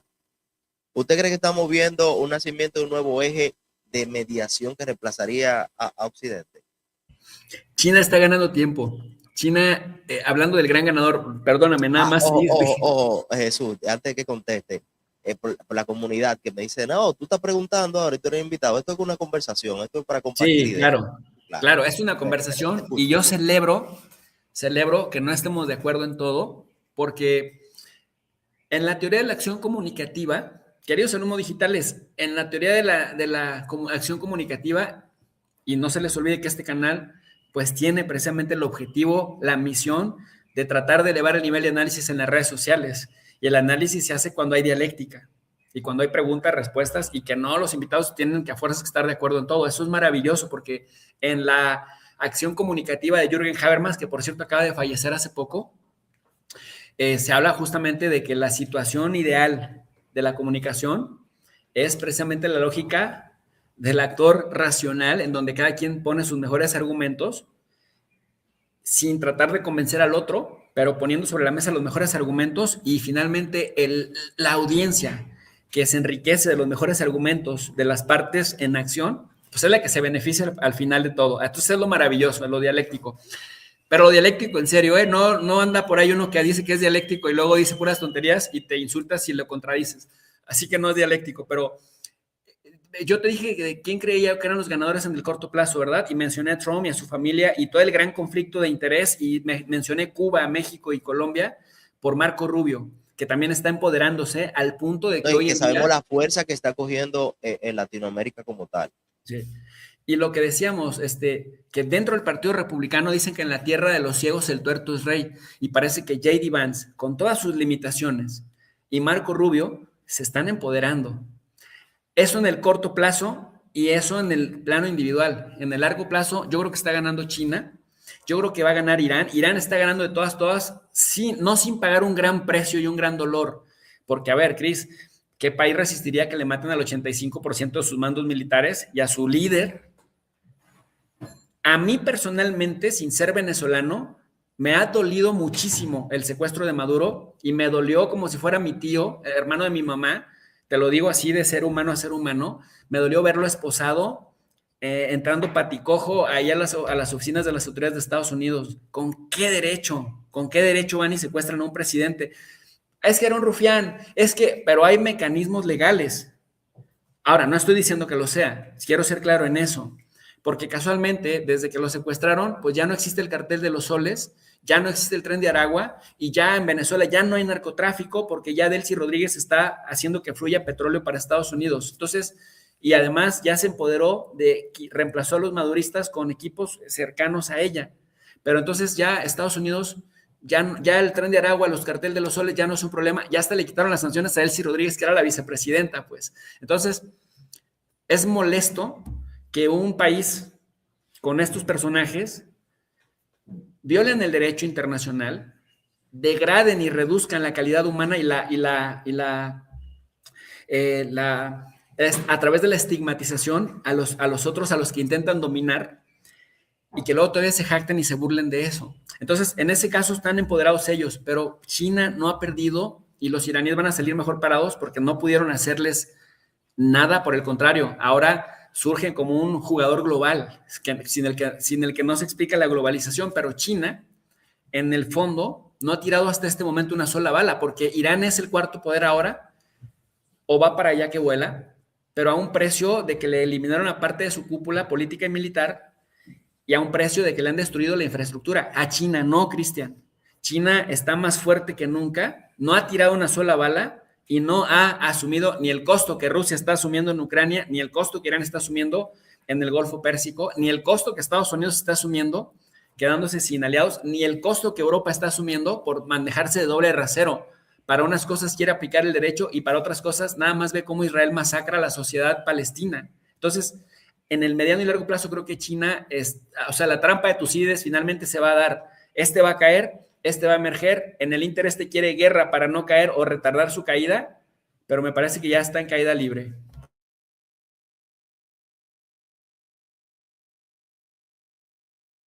Creo que tu micrófono está bloqueado. Sí, sí. Si nos ponemos a analizar la perspectiva, como estábamos analizando en el caso de Trump, para volver ahí otra vez, es una persona que ha declarado victoria al menos 5 veces en 40 días. ¿Hasta qué punto la propaganda deja de funcionar y la realidad se impone, profesor? Más o menos. Usted, oye, yo ya 5 veces sí, en 40 días ha dicho que ganó. O sea, que no me cabe en la cabeza. Sí, yo creo que ha dicho 5 veces 7, ¿no? O 5 veces 5. O sea, yo ya perdí la cuenta de cuántas veces ha dicho que ha ganado. Pero ¿hasta dónde vamos a encontrar esto, Cris? Salvo tu mejor opinión, yo creo que al vecino del norte, a nuestros vecinos del norte, tú les puedes robar la mujer, les puedes insultar al presidente, les puedes insultar al equipo de fútbol americano o de básquetbol de su preferencia, pero no les puedes tocar el bolsillo.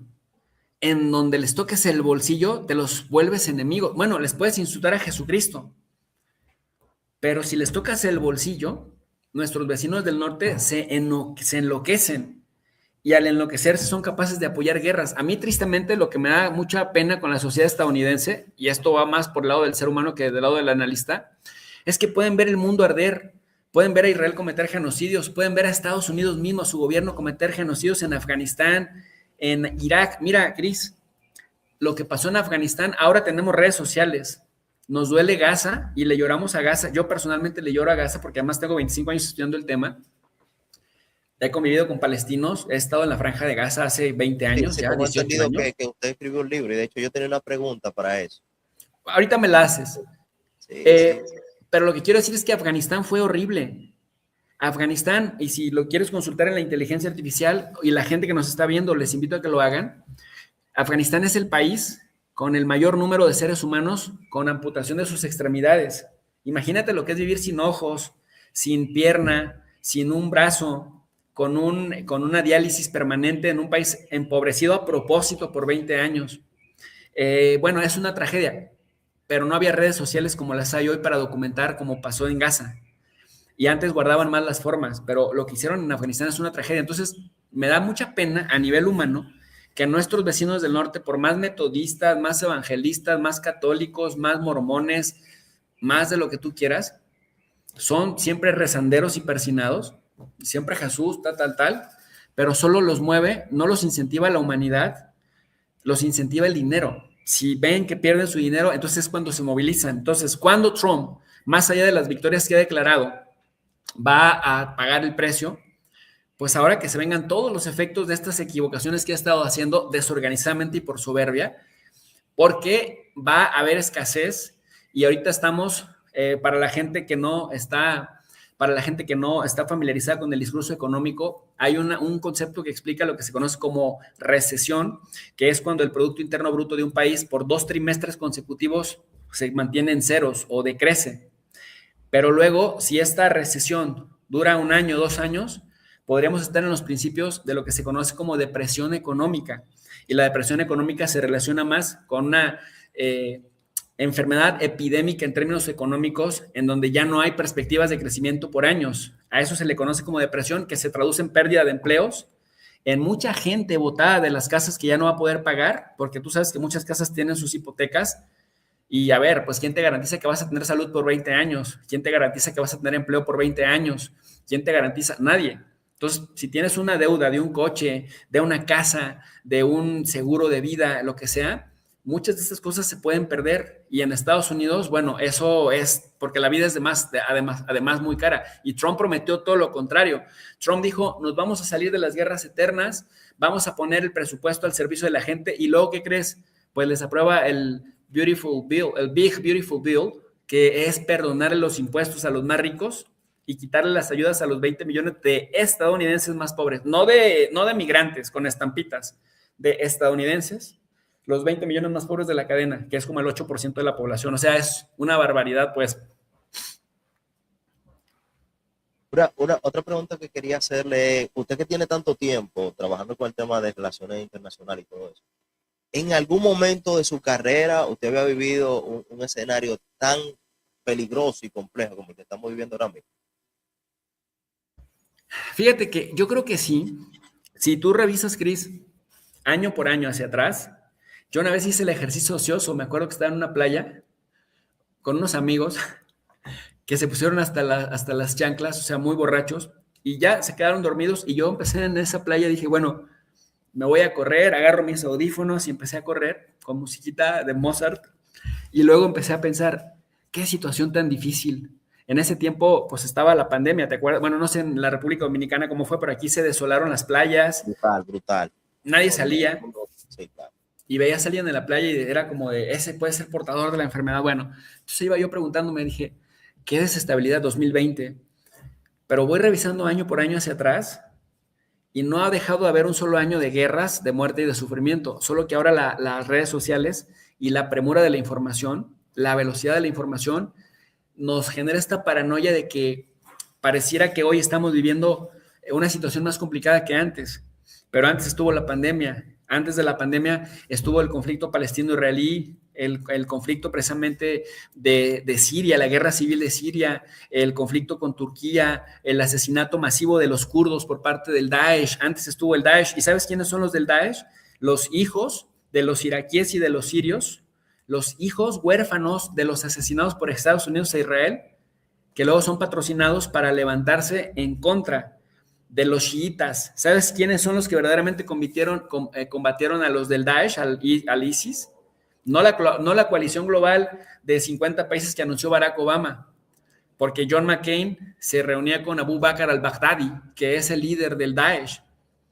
Ya lo mataron, porque luego los estadounidenses, dice Henry Kissinger, es peligroso ser enemigo de Estados Unidos, pero más peligroso es ser su amigo, y Abu Bakr al-Baghdadi era otra marioneta al estilo Golani, al estilo Zelensky, al estilo Hussein o al estilo Osama Bin Laden, que se juntaba con John McCain, ya se murió, ex senador y ex candidato a la presidencia que compitió contra Obama, pero estos le metían dinero, y ¿sabes a quién combatían? Combatían contra Hezbollah y combatían contra Irán.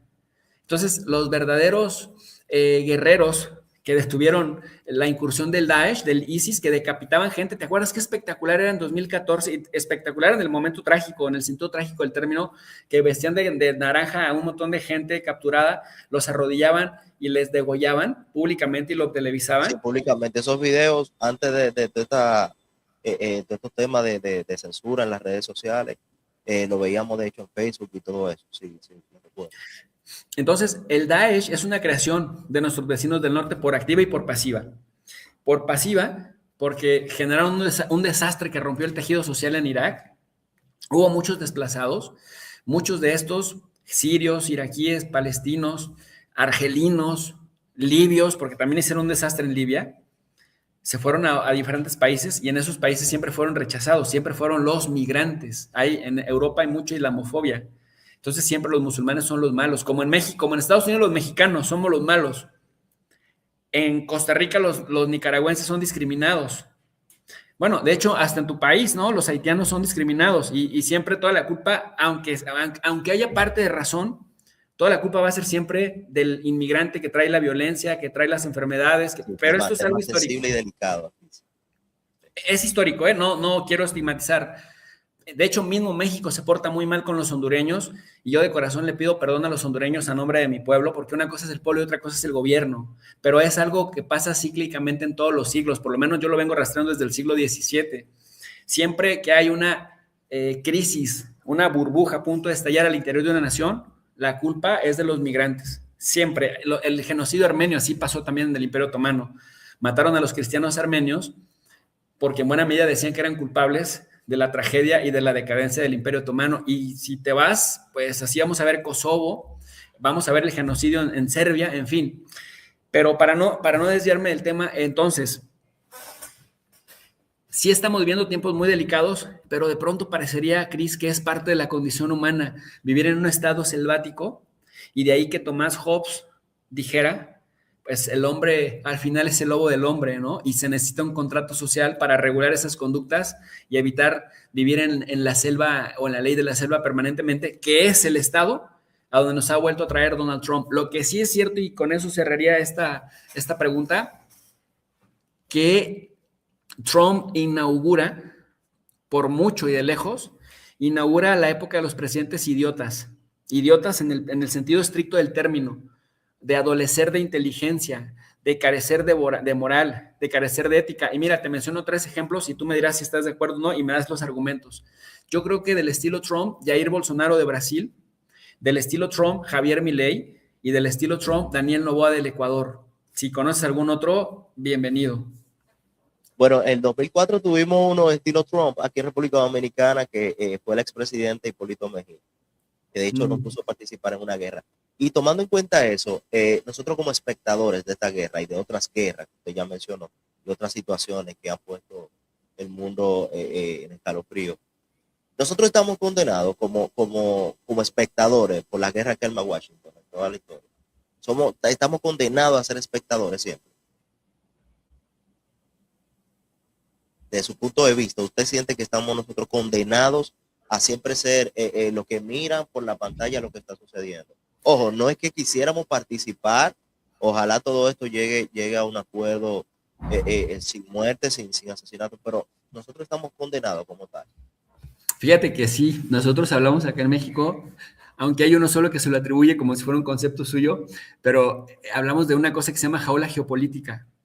O sea, estamos condenados, ustedes los caribeños, por estar en una zona de influencia cuasi natural, de acuerdo a lo que decía este señor de las panregiones, Haushofer, de Alemania, un exmilitar nazi que hablaba de que el mundo sería repartido entre Alemania, entre Japón, entre Estados Unidos. Haushofer decía, las panregiones llegaron para quedarse y hay niveles de influencia. Entonces nosotros, tanto ustedes en el Caribe, están condenados a vivir, a posicionarse en una región cuasi natural de influencia de Estados Unidos. Y nosotros, imagínate que compartimos 3.200 kilómetros de frontera. 3.200 kilómetros de frontera que, bueno, prácticamente nos condenan a llevarnos bien, sí o sí, con Estados Unidos, y más en un contexto de asimétrica. Y mire usted, además, es bien importante, Trump inaugura el periodo de los presidentes que improvisan agresiones, porque eso no lo habíamos visto ni siquiera con George W. Bush. Bush se portaba pésimo con el mundo, pero con México tenía una relación llevadera. Obama prometió más de lo que al final pudo hacer, pero tenía una relación de respeto y de cordura con México. El orangután naranja de la Casa Blanca, de plano, no. Yo no sé cómo fue capaz de hacer que la gente le creyera, pero el orangután naranja de la Casa Blanca, prácticamente terrible. Terrible, lo hemos estado viendo. Y en esta segunda administración, nada más que había un montón de gente que sí llegó a creer, oh, sí, en fin, Trump es el pacifista, no ha hecho las guerras y mucho menos. Así que, bueno, en general, sí tenemos una muy complicada, un complicado reto con este señor. Déjenme comentarles, en lo que regresa Cristian, esto. Hay un reporte en Israel, ahora que va a escalar, porque la guerra se viene fuerte. La guerra se viene fuerte y se viene dura y va a estar complicada. Pero mire usted, lo que nos dicen es que en Israel hay una crisis tremenda ahora que va a escalar la guerra, porque se han dado cuenta que de los 77 misiles iraníes que penetraron o impactaron en territorio israelí, 61 eran de racimo, contra el que Tel Aviv no ha logrado desarrollar un sistema específico de defensa. ¿Esto qué significa? Que Netanyahu está insistiendo que la guerra escale, que la guerra escale, que la guerra escale. Pero cuando hacemos una especie de fotografía completa del bosque, las investigaciones que han publicado hoy, este lunes 13 de abril del año 2026, es que en 40 días de combates entre Estados Unidos, Israel y las potencias del Golfo Pérsico, que se hacen patos, pero que bien que pusieron su territorio, su agua y sus bases militares, y luego después defendieron a las bases militares de Estados Unidos de los misiles de Irán. Bueno, en ese contexto, Irán le lanzó unos 650 misiles al territorio israelí. Solo el 5% en los primeros 3-4 días, solo el 5% de esos proyectiles alcanzó su objetivo. Nosotros aquí advertimos, son ataques señuelo para saturar las baterías antiaéreas desde Israel, para que Israel se gaste lo que se tenga que gastar. Pero en la última semana pegó el 30%. Es decir, los misiles iraníes, que eran mucho menos, impactaban de manera más letal en el territorio de Israel. De tal suerte que ahora la preocupación es que Israel ha gastado bastante dinero y también bastante de la artillería antiaérea, que es muy difícil de producir en tiempo récord. Por eso necesitaban esta respiración, este descanso, para ver de dónde traían más, pues ahora sí que más artillería que ya estaba producida. Y la idea es que como Tel Aviv no ha podido desarrollar un sistema específico para hacer frente a los proyectiles de Irán, básicamente es Estados Unidos, pues tú consigue de donde puedas todo lo que puedas traernos si estamos decididos a seguir la guerra en contra de Irán. La preocupación es que Israel no se puede defender solo sin Estados Unidos y la preocupación es que Estados Unidos también se está quedando sin baterías antiaéreas, pero le está jalando a los europeos la idea de que le va a quitar a Ucrania lo que ya Europa le había pagado a Estados Unidos, que Estados Unidos todavía no le entrega a Ucrania por el tema de, pues, un contrato de armas. Es, ok, en 2 años, esto te lo mando en 6 años, esto te lo mando en 5 años. Pues ahora dice Trump, pues aunque ya nos lo hayan pagado, lo vamos a tener que usar nosotros porque esto es algo que apremia y que urge. Y lo que molesta es que lo hicieron de sorpresa y sin avisar, y ahora las consecuencias quieren que las compartan también los supuestos socios. Así que en Israel hay cierta preocupación en el público y en muchos analistas, aunque para Netanyahu la única salida, Cristian, es la guerra, continuar con la guerra. Ahora, ¿a quién le conviene exactamente, profesor, seguir con la guerra? Porque sabemos que Estados Unidos no. Netanyahu forzando tanto a que siga la guerra, no me queda muy claro. No me queda muy claro por qué tanta insistencia con continuar con la guerra. Porque sabemos que Estados Unidos económicamente y de todo lo al haber no le conviene. Pero él, ¿por qué insiste tanto en continuar con la guerra? No le escucho, profesor. Netanyahu se va a ir a la cárcel en cuanto esto se termine. Ya sea que se vaya a la cárcel, que lo pille un país que sea parte del Estatuto de Roma, de la Corte Penal Internacional, o ya sea que lo pille, que es lo más probable, la Fiscalía de Israel. Entonces, ¿qué es lo que hace? Mantener una situación caótica en extremo, pero caótica en serio, para evitar que la guerra termine pronto, porque en cuanto la guerra termine, Netanyahu enfrentaría problemas con la justicia, porque, ¿qué crees? Pues en octubre también tiene elecciones Israel. En octubre tiene elecciones y las encuestas tampoco le pintan muy bien que digamos a Netanyahu. Pintan como que el partido Likud, que es el partido de Netanyahu del cual es el jefe, puede ganar de 23 a 26 curules. Ahorita tiene 26. Pero la coalición cada día está más fragmentada. Algo así como lo que vemos en Perú en estas primeras elecciones. Un montón de partiditos, un montón de candidatos y al final nada más pasan 2. En Israel solo hay una primera vuelta, pero se tiene que ganar y que el partido ganador pueda juntar con la pedacera de otros partidos el 50% más uno de los curules de la Knesset, el Parlamento israelí, para que pueda haber coalición de gobierno y que el jefe del partido que más votos consiguió de esa coalición se convierta en primer ministro. En este caso ha sido Netanyahu. Entonces Netanyahu necesita hacer un desastre para que no termine la guerra, y además que las amenazas de los externos sean creíbles, para que el público israelí diga, uy, pues el único que nos puede proteger es Netanyahu porque es el que ha demostrado tener mano dura.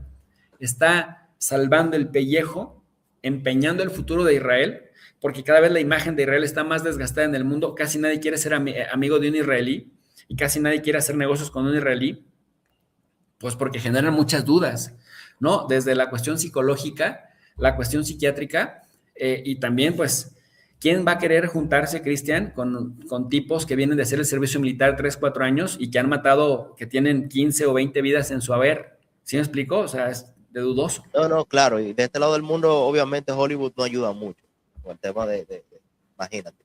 Mira esto, este mapa que vemos en pantalla nos dice, y es entre B'Tselem y algunas otras fuentes, dicen que Israel ha destruido casi 40,000 viviendas en el Líbano. O sea, si esto fuera Gaza ya sería un escándalo por sí mismo, pero es en el Líbano, en estos momentos, después de que hicieron lo que hicieron en Gaza, soldados que se graban detonando casas en el Líbano y ya van casi 40,000 casas. Imagínate esto en tu país o en el mío, sería un escándalo.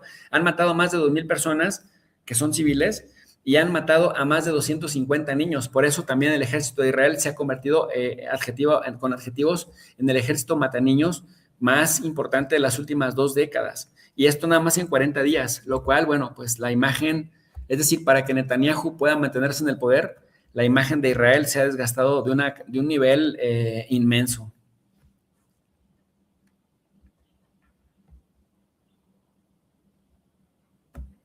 Tu micro. Ok.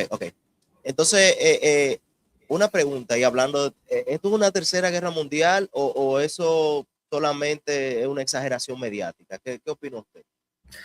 Yo fíjate que metodológicamente digo que la tercera guerra mundial fue la Guerra Fría. Incluso fue más guerra mundial que la Primera Guerra Mundial. Pero muchos esperan una guerra al estilo de la Segunda Guerra Mundial, que desde 1945, con estas bombas en Hiroshima y Nagasaki del 6 y del 9 de agosto del 45, cambia la dinámica de las guerras entre grandes potencias. Ya no puede haber guerras destructivas y que uno crea que solamente vas a destruir a una parte, como pasó en la Segunda Guerra Mundial. El 45 marcó la pauta para otro tipo de guerras mundiales, como fue la Guerra Fría. Entonces, si llevamos de una guerra mundial, sería una cuarta, ¿no? Porque luego Albert Einstein decía, sí, es que la cuarta guerra se va a pelear con palos y piedras por la capacidad Palos y nuclear de las piedras. potencias. Pero la Guerra Fría fue una guerra indirecta, con muchas guerras muy calientes, como la guerra de Vietnam, la guerra de las Coreas, la primera invasión soviética de Afganistán, que fue muy sangrienta, las guerras de Vietnam, de Francia, en lo que se conocía como la Indochina, también fueron brutales. Las guerras de descolonización en África en los años 60 y 70, muy sangrientas. Mira, tan sangrientas, por ejemplo, la guerra de Nigeria tuvo unos 5.5 millones de muertos. Y la guerra en Sudán tuvo 2 millones de muertos. Por eso Sudán al final se hizo Sudán del Norte y Sudán del Sur. Entonces, entre Darfur y Jartum.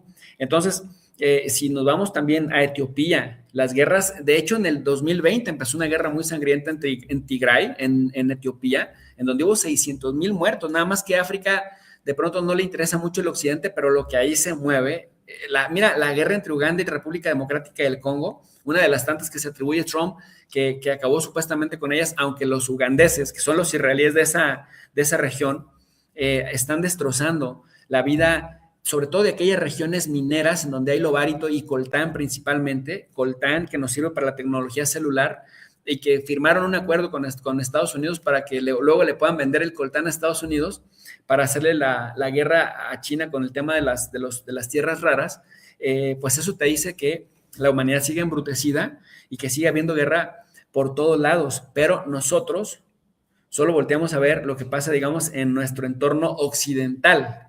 Y en ese contexto, me gustó mucho lo que dijiste de Hollywood, no ayuda mucho con el tema de los israelíes. Bueno, pues ahora Hollywood tampoco le va a poder hacer la chamba a la propia imagen de Estados Unidos como un socio muy poco confiable, porque yo sostengo que ya estamos entrando a una cuarta guerra mundial, más que una tercera, pero una cuarta guerra mundial en la que se centran más en los recursos que, porque políticamente es más incorrecto perder vidas humanas que en las vidas humanas. Entonces, el hecho de que Trump abiertamente diga, quiero quedarme con el petróleo venezolano, porque lo dijo abiertamente, para expulsar a China. Argentina tiene prohibido pedirle préstamos a China. Con Alberto Fernández medio peleaban un poco más con Biden, pero con Milei es el arrastrado total, le hace falta suelo para arrastrarse.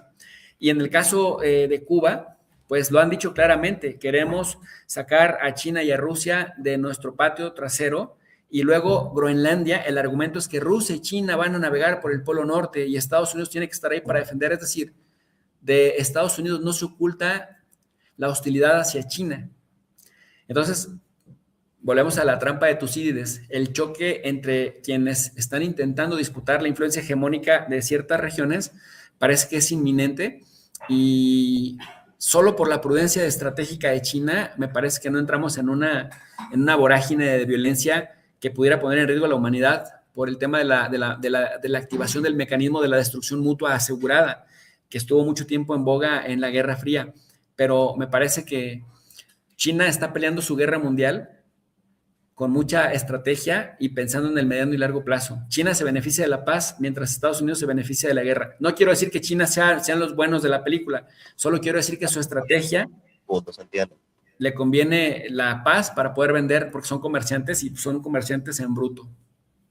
Una última pregunta para despedirle ya, profesor. O sea, ya tengo otro compromiso. El 30 de mayo en este país se supone que hay un cambio. Nosotros compartimos isla con Haití. Se supone que en Haití haya un cambio. Fue lo prometido ya por Estados Unidos y el presidente Naranja, el policía del mundo. ¿Usted cree que realmente eso va a pasar o realmente se van a seguir haciendo de vista gorda? Porque nosotros no tenemos esperanza en nuestro caso, que tenemos fuerza económica, tenemos fuerza militar, tenemos acuerdos que podríamos organizar Haití, pero nunca se nos ha permitido. Entonces, ahora Estados Unidos, como policía del mundo, quiere reorganizar Haití. ¿Usted cree que realmente ellos van a tomar acción por eso? ¿O es solamente para parafernalia, para mantenernos tranquilos? Tranquilo que en mayo lo hago. Primero era en abril. Primero era el 10 de abril. Y ahora lo pospusieron para el 30 de mayo. ¿Qué opina usted de eso? Pues ya para despedirme, disculpe. Sí, mira, yo creo que lo que pasó en el Golfo Pérsico con la destrucción de 17 bases militares le lleva a la gente a repensar, o tendría que llevarle a repensar por lo menos a la audiencia, a los Sí, por eso gobiernos le de hago cada la quien. pregunta, por eso le hago la pregunta. Sí, me queda claro que hay que replantear y los gobiernos deberían replantear hasta dónde les conviene ser subordinados del vecino del norte, porque la promesa en el Golfo era que al tener bases militares y al tener acceso a la inteligencia de Jordania, a la inteligencia de Irak, a la inteligencia de Kuwait, Qatar, Bahrein, de tener lo que se llaman mecanismos de colaboración, y esto también México se lo tendría que replantear, aunque México históricamente en la región ha sido el caballo de batalla contra Estados Unidos en cuanto a que no se permite tener bases militares en nuestro país, hasta dónde una base militar es más un mecanismo de ocupación física que un mecanismo de protección para combatir amenazas externas. En el caso de las repúblicas, bueno, de las petromonarquías, que no son repúblicas, petromonarquías, les quedó claro que al final Estados Unidos con sus bases militares no solamente no pudo protegerlas de un ejército serio, además Estados Unidos no pudo proteger sus propias bases militares y tuvieron que salir corriendo de algunas y otras quedaron destrozadas y no volvieron más. Yo creo que, por ejemplo, en República Dominicana la pregunta es, ¿hasta dónde conviene que el presidente Abinader haya pues abierto prácticamente todo el esquema de seguridad nacional para Estados Unidos con el argumento de que su presencia ayuda a estabilizar a Haití y hasta dónde eso mantiene estabilidad dentro de la República Dominicana, ¿no? O hasta dónde solo es un pretexto de República Dominicana como un país pivote, independientemente de su situación política interna y de su condición social y económica, pero su presencia ahí le sirva para dominar el resto del Caribe, que fue lo que vimos en el secuestro de Venezuela. Puerto Rico, bueno, Puerto Rico es su territorio, pero República Dominicana se prestó, Trinidad y Tobago se prestó, Barbados se prestó, Jamaica se prestó para cercar a Venezuela hasta que secuestraron a Nicolás Maduro. Pero ¿cómo eso trajo beneficios a estos países? Me parece que no hubo beneficios. No te escuchamos, ¿eh?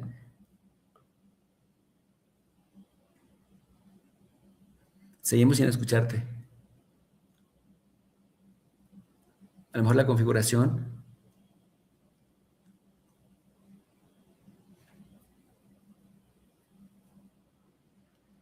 Mira, intenta salirte y vuelve a entrar para despedirnos. Ahí me escucha. Ahí te escucho, perfecto. Ok, le decía que nosotros no hemos visto ese beneficio todavía al sol de hoy. Y no creo que lo veamos tampoco, ya que nosotros, por ejemplo, en la última semana nosotros tuvimos una alza del combustible de unos 10 pesos en la gasolina premium, por ejemplo.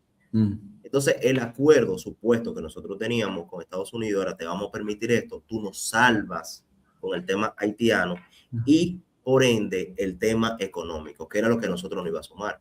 Pero ese resultado nosotros nunca lo tuvimos. De hecho, al sol de hoy, el combustible más caro de la región lo estamos vendiendo nosotros. La región de Latinoamérica, a lo que me refiero. No hemos visto ese resultado. Y claro, dudo que también las otras islas que hayan apoyado a Estados Unidos o que le hayan servido lambebotas o como uno quiera verlo, hayan tenido ese resultado como tal. Por más que nosotros analicemos la cosa, nosotros no hemos visto una solución. De hecho, estamos pagando los precios más caros, el combustible más caro.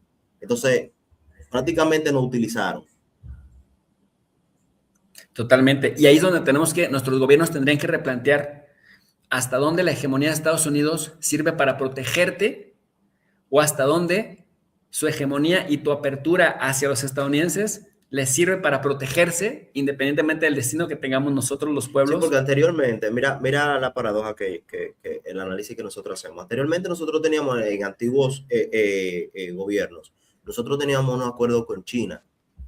China aquí en República Dominicana, nosotros en el tema de la pandemia y llevándolo ahí, nosotros tuvimos la vacuna de China gratis. A Estados Unidos tuvimos que comprársela. Y era el acuerdo con Estados Unidos. O sea, China nos regaló las vacunas para el COVID y nosotros, al volver de nuevo el gobierno, tuvimos que romper el acuerdo con China y pasar de tener esas vacunas gratis a tener que comprarlas a Estados Unidos. Wow. En su totalidad. Entonces, nunca he visto cuál ha sido el beneficio para nosotros, aparte de que sea el tema del turismo y esas cosas, que sabemos que por H o por R, de esa forma nos conviene que Cuba se mantenga en esa situación en cuanto a lo económico a República Dominicana. Honestamente, le conviene, aunque suene feo, ojo, pero hay que verlo como un negocio, como business. A República Dominicana le conviene que estos países de la región se mantengan como están, no que evolucionen como tal. Pero el tema de Estados Unidos, esa ayuda nunca la hemos visto. Ese acuerdo nunca ha sido cumplido. No tenemos un tema educativo que nos premien con educación, porque sabemos que en la región nosotros somos los que estamos peor, después de Haití, peor parado en el tema educativo. No tenemos un tema médico, no tenemos, de hecho tuvimos hasta metro con China. Pero con Estados Unidos y estos acuerdos no hemos visto ningún resultado. Aunque quizá uno diga, bueno, es muy poco tiempo, hay que darle más tiempo a ver qué pasa. Pero ya no han cambiado la fecha 2 veces con el tema de Haití. Que el tema de Haití es invivible. Y eso es justamente lo que va a hacer de Estados Unidos una hegemonía fallida que en el paso del tiempo no es sostenible porque no arroja beneficios para sus subordinados y por el contrario los subordinados pagan precios altos de mantener esa estructura en donde Estados Unidos sobresale y el resto nos mantenemos oprimidos. Querido Cristian, antes de que te vayas, a invitar a la audiencia a que vaya a Green Politic, el canal que tú conduces. ¿De qué hablas en Green Politic? Geopolítica general, estamos dándole revitalizando el canal prácticamente por algunos temas de YouTube. Tuvimos que reempezar prácticamente todo, pero les invito a todos a pasar por allá, ya que tenemos un tiempo que lo estamos retrabajando. Como les dije, vamos a estar en algunos conversatorios. Decirle a la audiencia que esto es un conversatorio, compartir ideas, preguntas. No es más como que el profe una invitación y vamos, no. Somatizar todos los temas, dialogarlo. Para mí ha sido un placer conversar con usted y espero volver a verlo por aquí otra vez. Pues muchísimas gracias, querido Cristian. Te mando un abrazote y siempre bienvenido a este espacio. Gracias. Y saludos a través de ti a todos tus paisanos de la República Dominicana, que son muy queridos en este canal, Cris. Ok, un placer, profesor. Fuerte abrazo, gracias. Queridos alumnos digitales, yo quiero aprovechar también para agradecerles a todos ustedes por los superchats, super stickers, membresías que nos han estado compartiendo. Gracias de todo corazón y con mucho cariño a las miles de personas que ya casi llevan 2 horas escuchando esta charla. Agradecerle a Charlie Wan, Charlie Oñate, me imagino, que nos manda una membresía. Gracias, Charlie. A Chimpo Sweden, que nos manda un apoyo desde Suecia. Y saludos, profe, también al Doc Navarro y a su esposa. Gracias también a un simple humano que nos manda un apoyo desde Chile. Dice, profe, el nuevo Macao, el apodo de la moneda de Chile, presenta reforma tributaria, reconstrucción nacional, que me da escalofríos hasta la médula. Híjole, a mí me da escalofríos el hecho de saber que ahí gobierna José Antonio Cast, qué bárbaro, tremendo. Qué bárbaro para mal.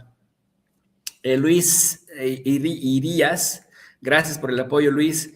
Dice, buenas tardes, maestros. Tengo amigos que tienen una app de la ruleta donde apuestas $20 y te puedes ganar un rifle de cualquier calibre. Es la industria de las armas, ¿no? En Estados Unidos. Luego, también por acá, mi querido José Ángel nos dice, profe, todas sus introducciones son una chingonería. Muchas gracias, mi querido José Ángel, le mando un abrazo. Es usted un ángel, mi querido José, gracias. Henry González nos manda un apoyo, dice, la guerra es contra de China, el intermediario es Irán, o sea, si Irán pierde el control del estrecho, China pierde mucho, todo lo que comenzó en Panamá. Y luego después ha dicho que quieren ir por Panamá, ¿te acuerdas? Que ese fue la amenaza. Mi querido Henry también nos manda otro apoyo y dice, el tema de Cuba es la ciencia. Le tienen miedo a los científicos, por eso la represión, no quieren que México contrate científicos cubanos. Don Rancio nos manda un apoyo, gracias don Rancio, muy amable de su parte, dice presente don Rancio. Por acá, Nes Argentina nos manda un apoyo, dice, en Argentina Javier Milei le dijo al Papa Francisco que era el representante del maligno en la tierra. Imagínate la doctrina sionista, son capaces de cualquier cosa, Estados Unidos e Israel. Definitivamente. Por acá, Main Points nos manda un apoyo y nos dice, Trump sabe que es su fin y lo espera la justicia, lo que lo vuelve muy peligroso. Será capaz de todo y México tiene que prepararse. Saludos, profe. Un abrazote, Main Points. Eric LJ5C también nos manda un apoyo, dice, lo estoy viendo en diferido. ¿Cómo puede haber dicho que República Dominicana es más grande que Irán? después dijo que iba a aclarar y se fue por otros temas. Tan difícil es aceptar que te equivocaste. ¿Te refieres hace rato a la... Bueno, yo creí que estábamos hablando en forma metafórica y por eso no dije nada al principio, pero después pregunté, bueno, ¿más grande en qué sentido? Porque territorialmente es obvio que no. Pero bueno, miren, a ver, las conversaciones a veces es cierto que uno pregunta algo y uno quiere dar la respuesta. A mí me ha pasado. A veces no me quiero salir por la tangente, pero luego voy hablando y luego ya se me olvidó la pregunta inicial, pero no hay que tomarlo mal, es parte de los nervios de estar ante una audiencia tan grande. Por acá, mi querido tocayo Jesús Mauricio Vilches dice, en Colombia, Virgilio Barco gobernó con Alzheimer.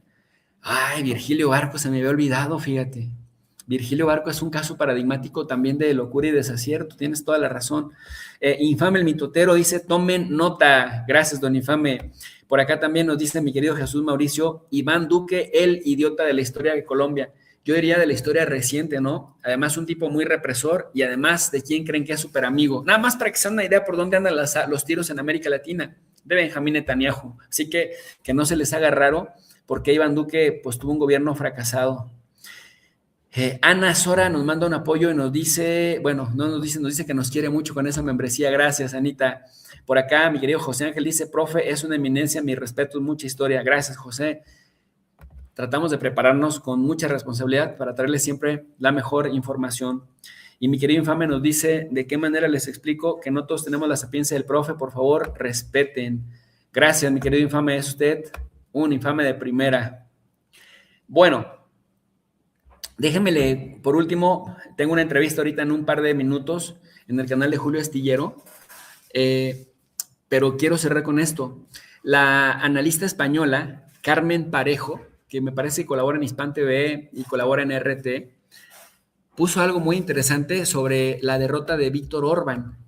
Ya ven que Víctor Orbán pierde las elecciones después de 16 años, pero en la Unión Europea están fascinados, los europeos están fascinados porque se va Orbán, que se oponía, pues prácticamente se oponía a todos los programas y a las políticas de seguir mandando a Ucrania. Bueno, les cuento que el ganador de esa elección pues también es derechista y también es supremacista, porque veo mucha celebración que dicen, ha ganado Europa, ha perdido la derecha, pero no. Miren lo que dice Carmen Parejo, mientras más información conocemos sobre Magyar, el que derrotó a Víctor Orbán después de 16 años de estar en el cargo, dice, estamos ante un caso de oportunismo político. El nuevo presidente es un cuadro formado dentro del propio partido de Víctor Orbán. Y van a ver la joyita que es este señor que ven ustedes en pantalla. Abandonó el partido no por diferencias ideológicas con Orbán, o sea que es un derechista recalcitrante, sino tras otro escándalo de corrupción. Un contexto además marcado por la dimisión de su exmujer, su exesposa lo habría denunciado por violencia de género. Un perfil bastante turbio atendiendo esta historia. Además, bueno, se dice que la golpeó, esa fue la razón. Creo que también es evidente, dice Carmen Parejo, es conveniente matizar la lectura habitual sobre Orbán. Más que un líder prorruso, mucha propaganda que hayamos tragado, su posición ha respondido a una lógica pragmática, aprovechar la relación económica con Rusia para ganar margen de maniobra dentro de la Unión Europea. De nuevo, otro oportunista. Sobra decir que eso no lo convierte en un actor antiimperialista, ni pacifista, ni mucho menos soberanista. Su alineamiento con la OTAN y su apoyo al sionismo, que han sido